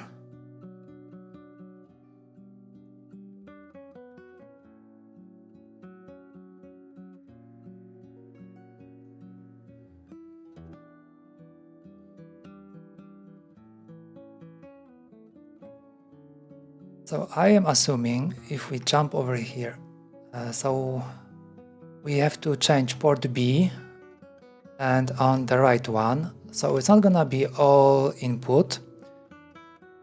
It's gonna be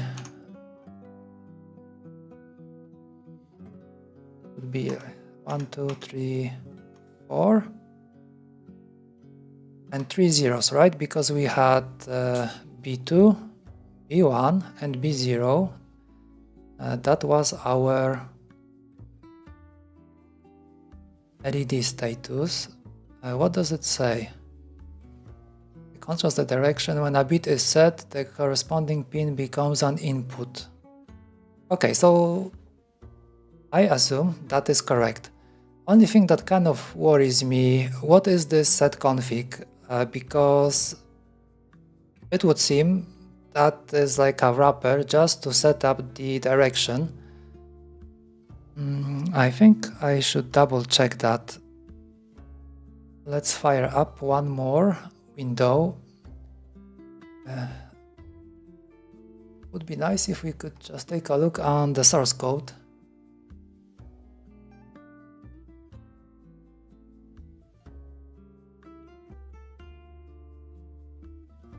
Okay, open folder, QMK. Let's do it like this, and I would like to find anything about, what's the name, MCP 23018. We have an underscore that underscore config. Also, this is first time when I am typing on this keyboard with different switches, because usually I went with very light switches.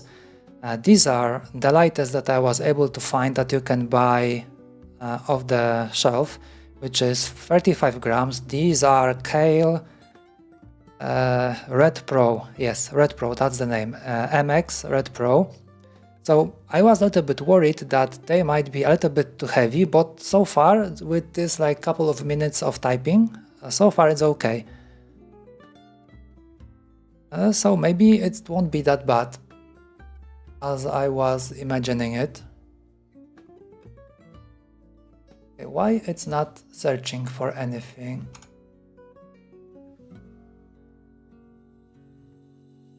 Okay, I made a mistake. Config underscore config. Okay, we have something over here. Yes, that's what I want to take a look.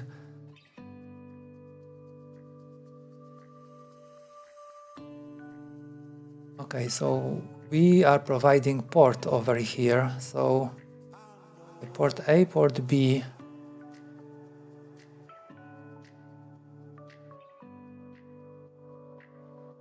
Okay, I think I understand. So it's gonna be either, okay, command direction over here,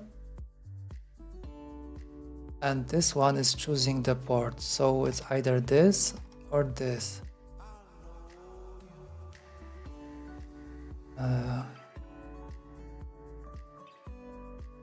The question is, where is defined? Where did I put this port? What a mess. I'm gonna keep it like this.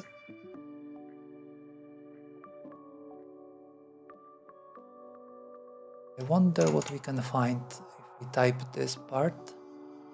Is there any define everywhere?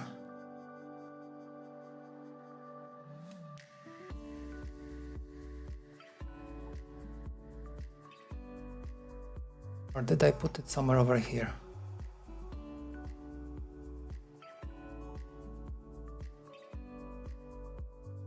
Now I am using that, but I am not really defining this. So it has to be defined somewhere else. And where is it? Where is that? Okay, it's over here something. Okay, port A, port B. That doesn't really explain too much for me.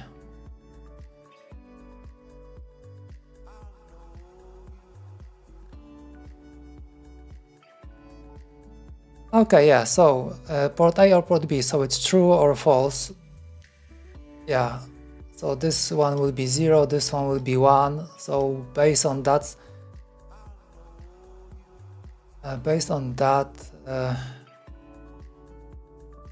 so it's direction, right? Over here. Makes me wonder. Ah, yeah, so there should be also port. Yeah, so looks like I was right. If I change it like this, that should work. Okay, so now the question is, sorry about that. Question is, how do I send a message? I think there was, oh yes, set output. We can use that. So over here in our key map, we can do MCP set output like this. Yes, that's the name.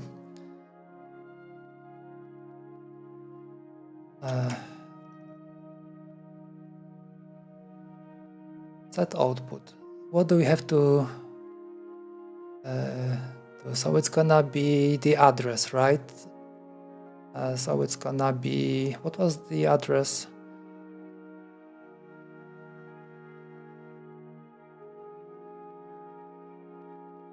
This one. I think it will be safer if I just copy paste instead of trying to type that. So that's the address. Then we have to choose port. So I guess we have to go with this one, port B. Is that gonna work?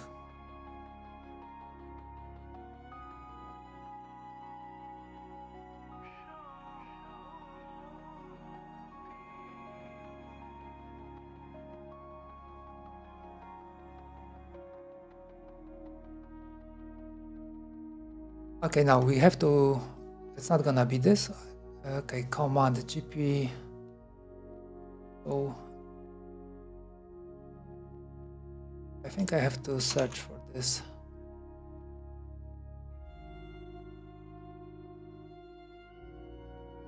Oh yes, we have a define over here.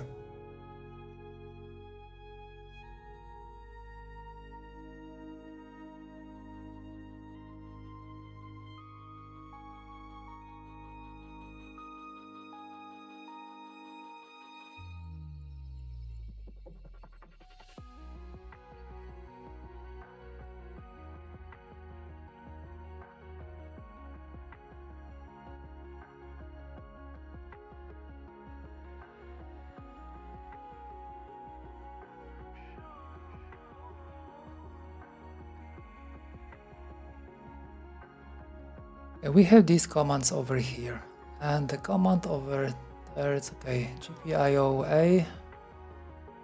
Should I use it like that? I just drop GPIOB.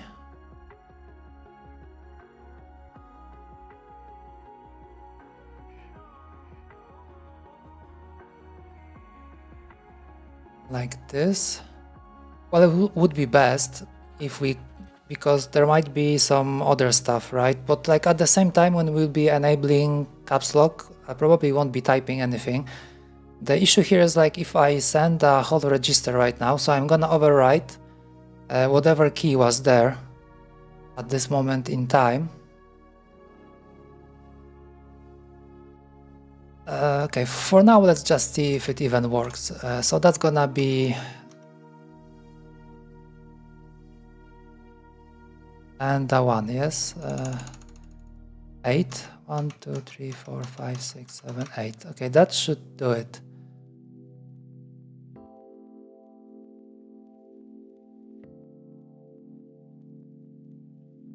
What is this at the end?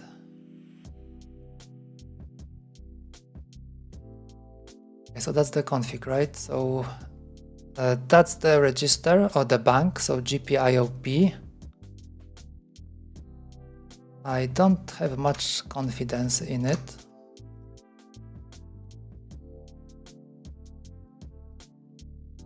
All right, let's see.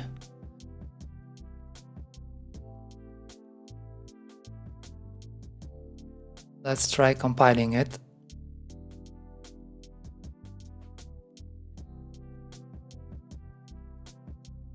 And see if it explodes. Okay, dbd Chordie.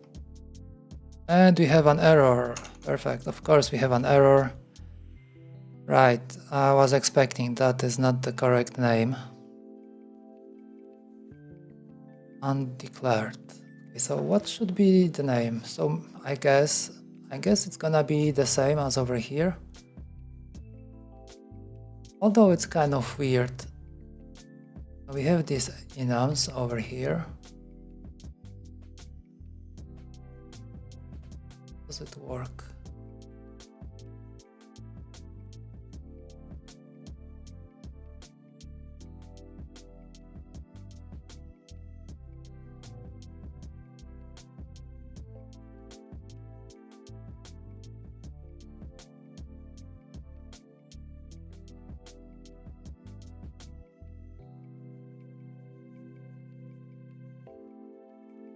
Yeah, let's use this one. Let's use port B.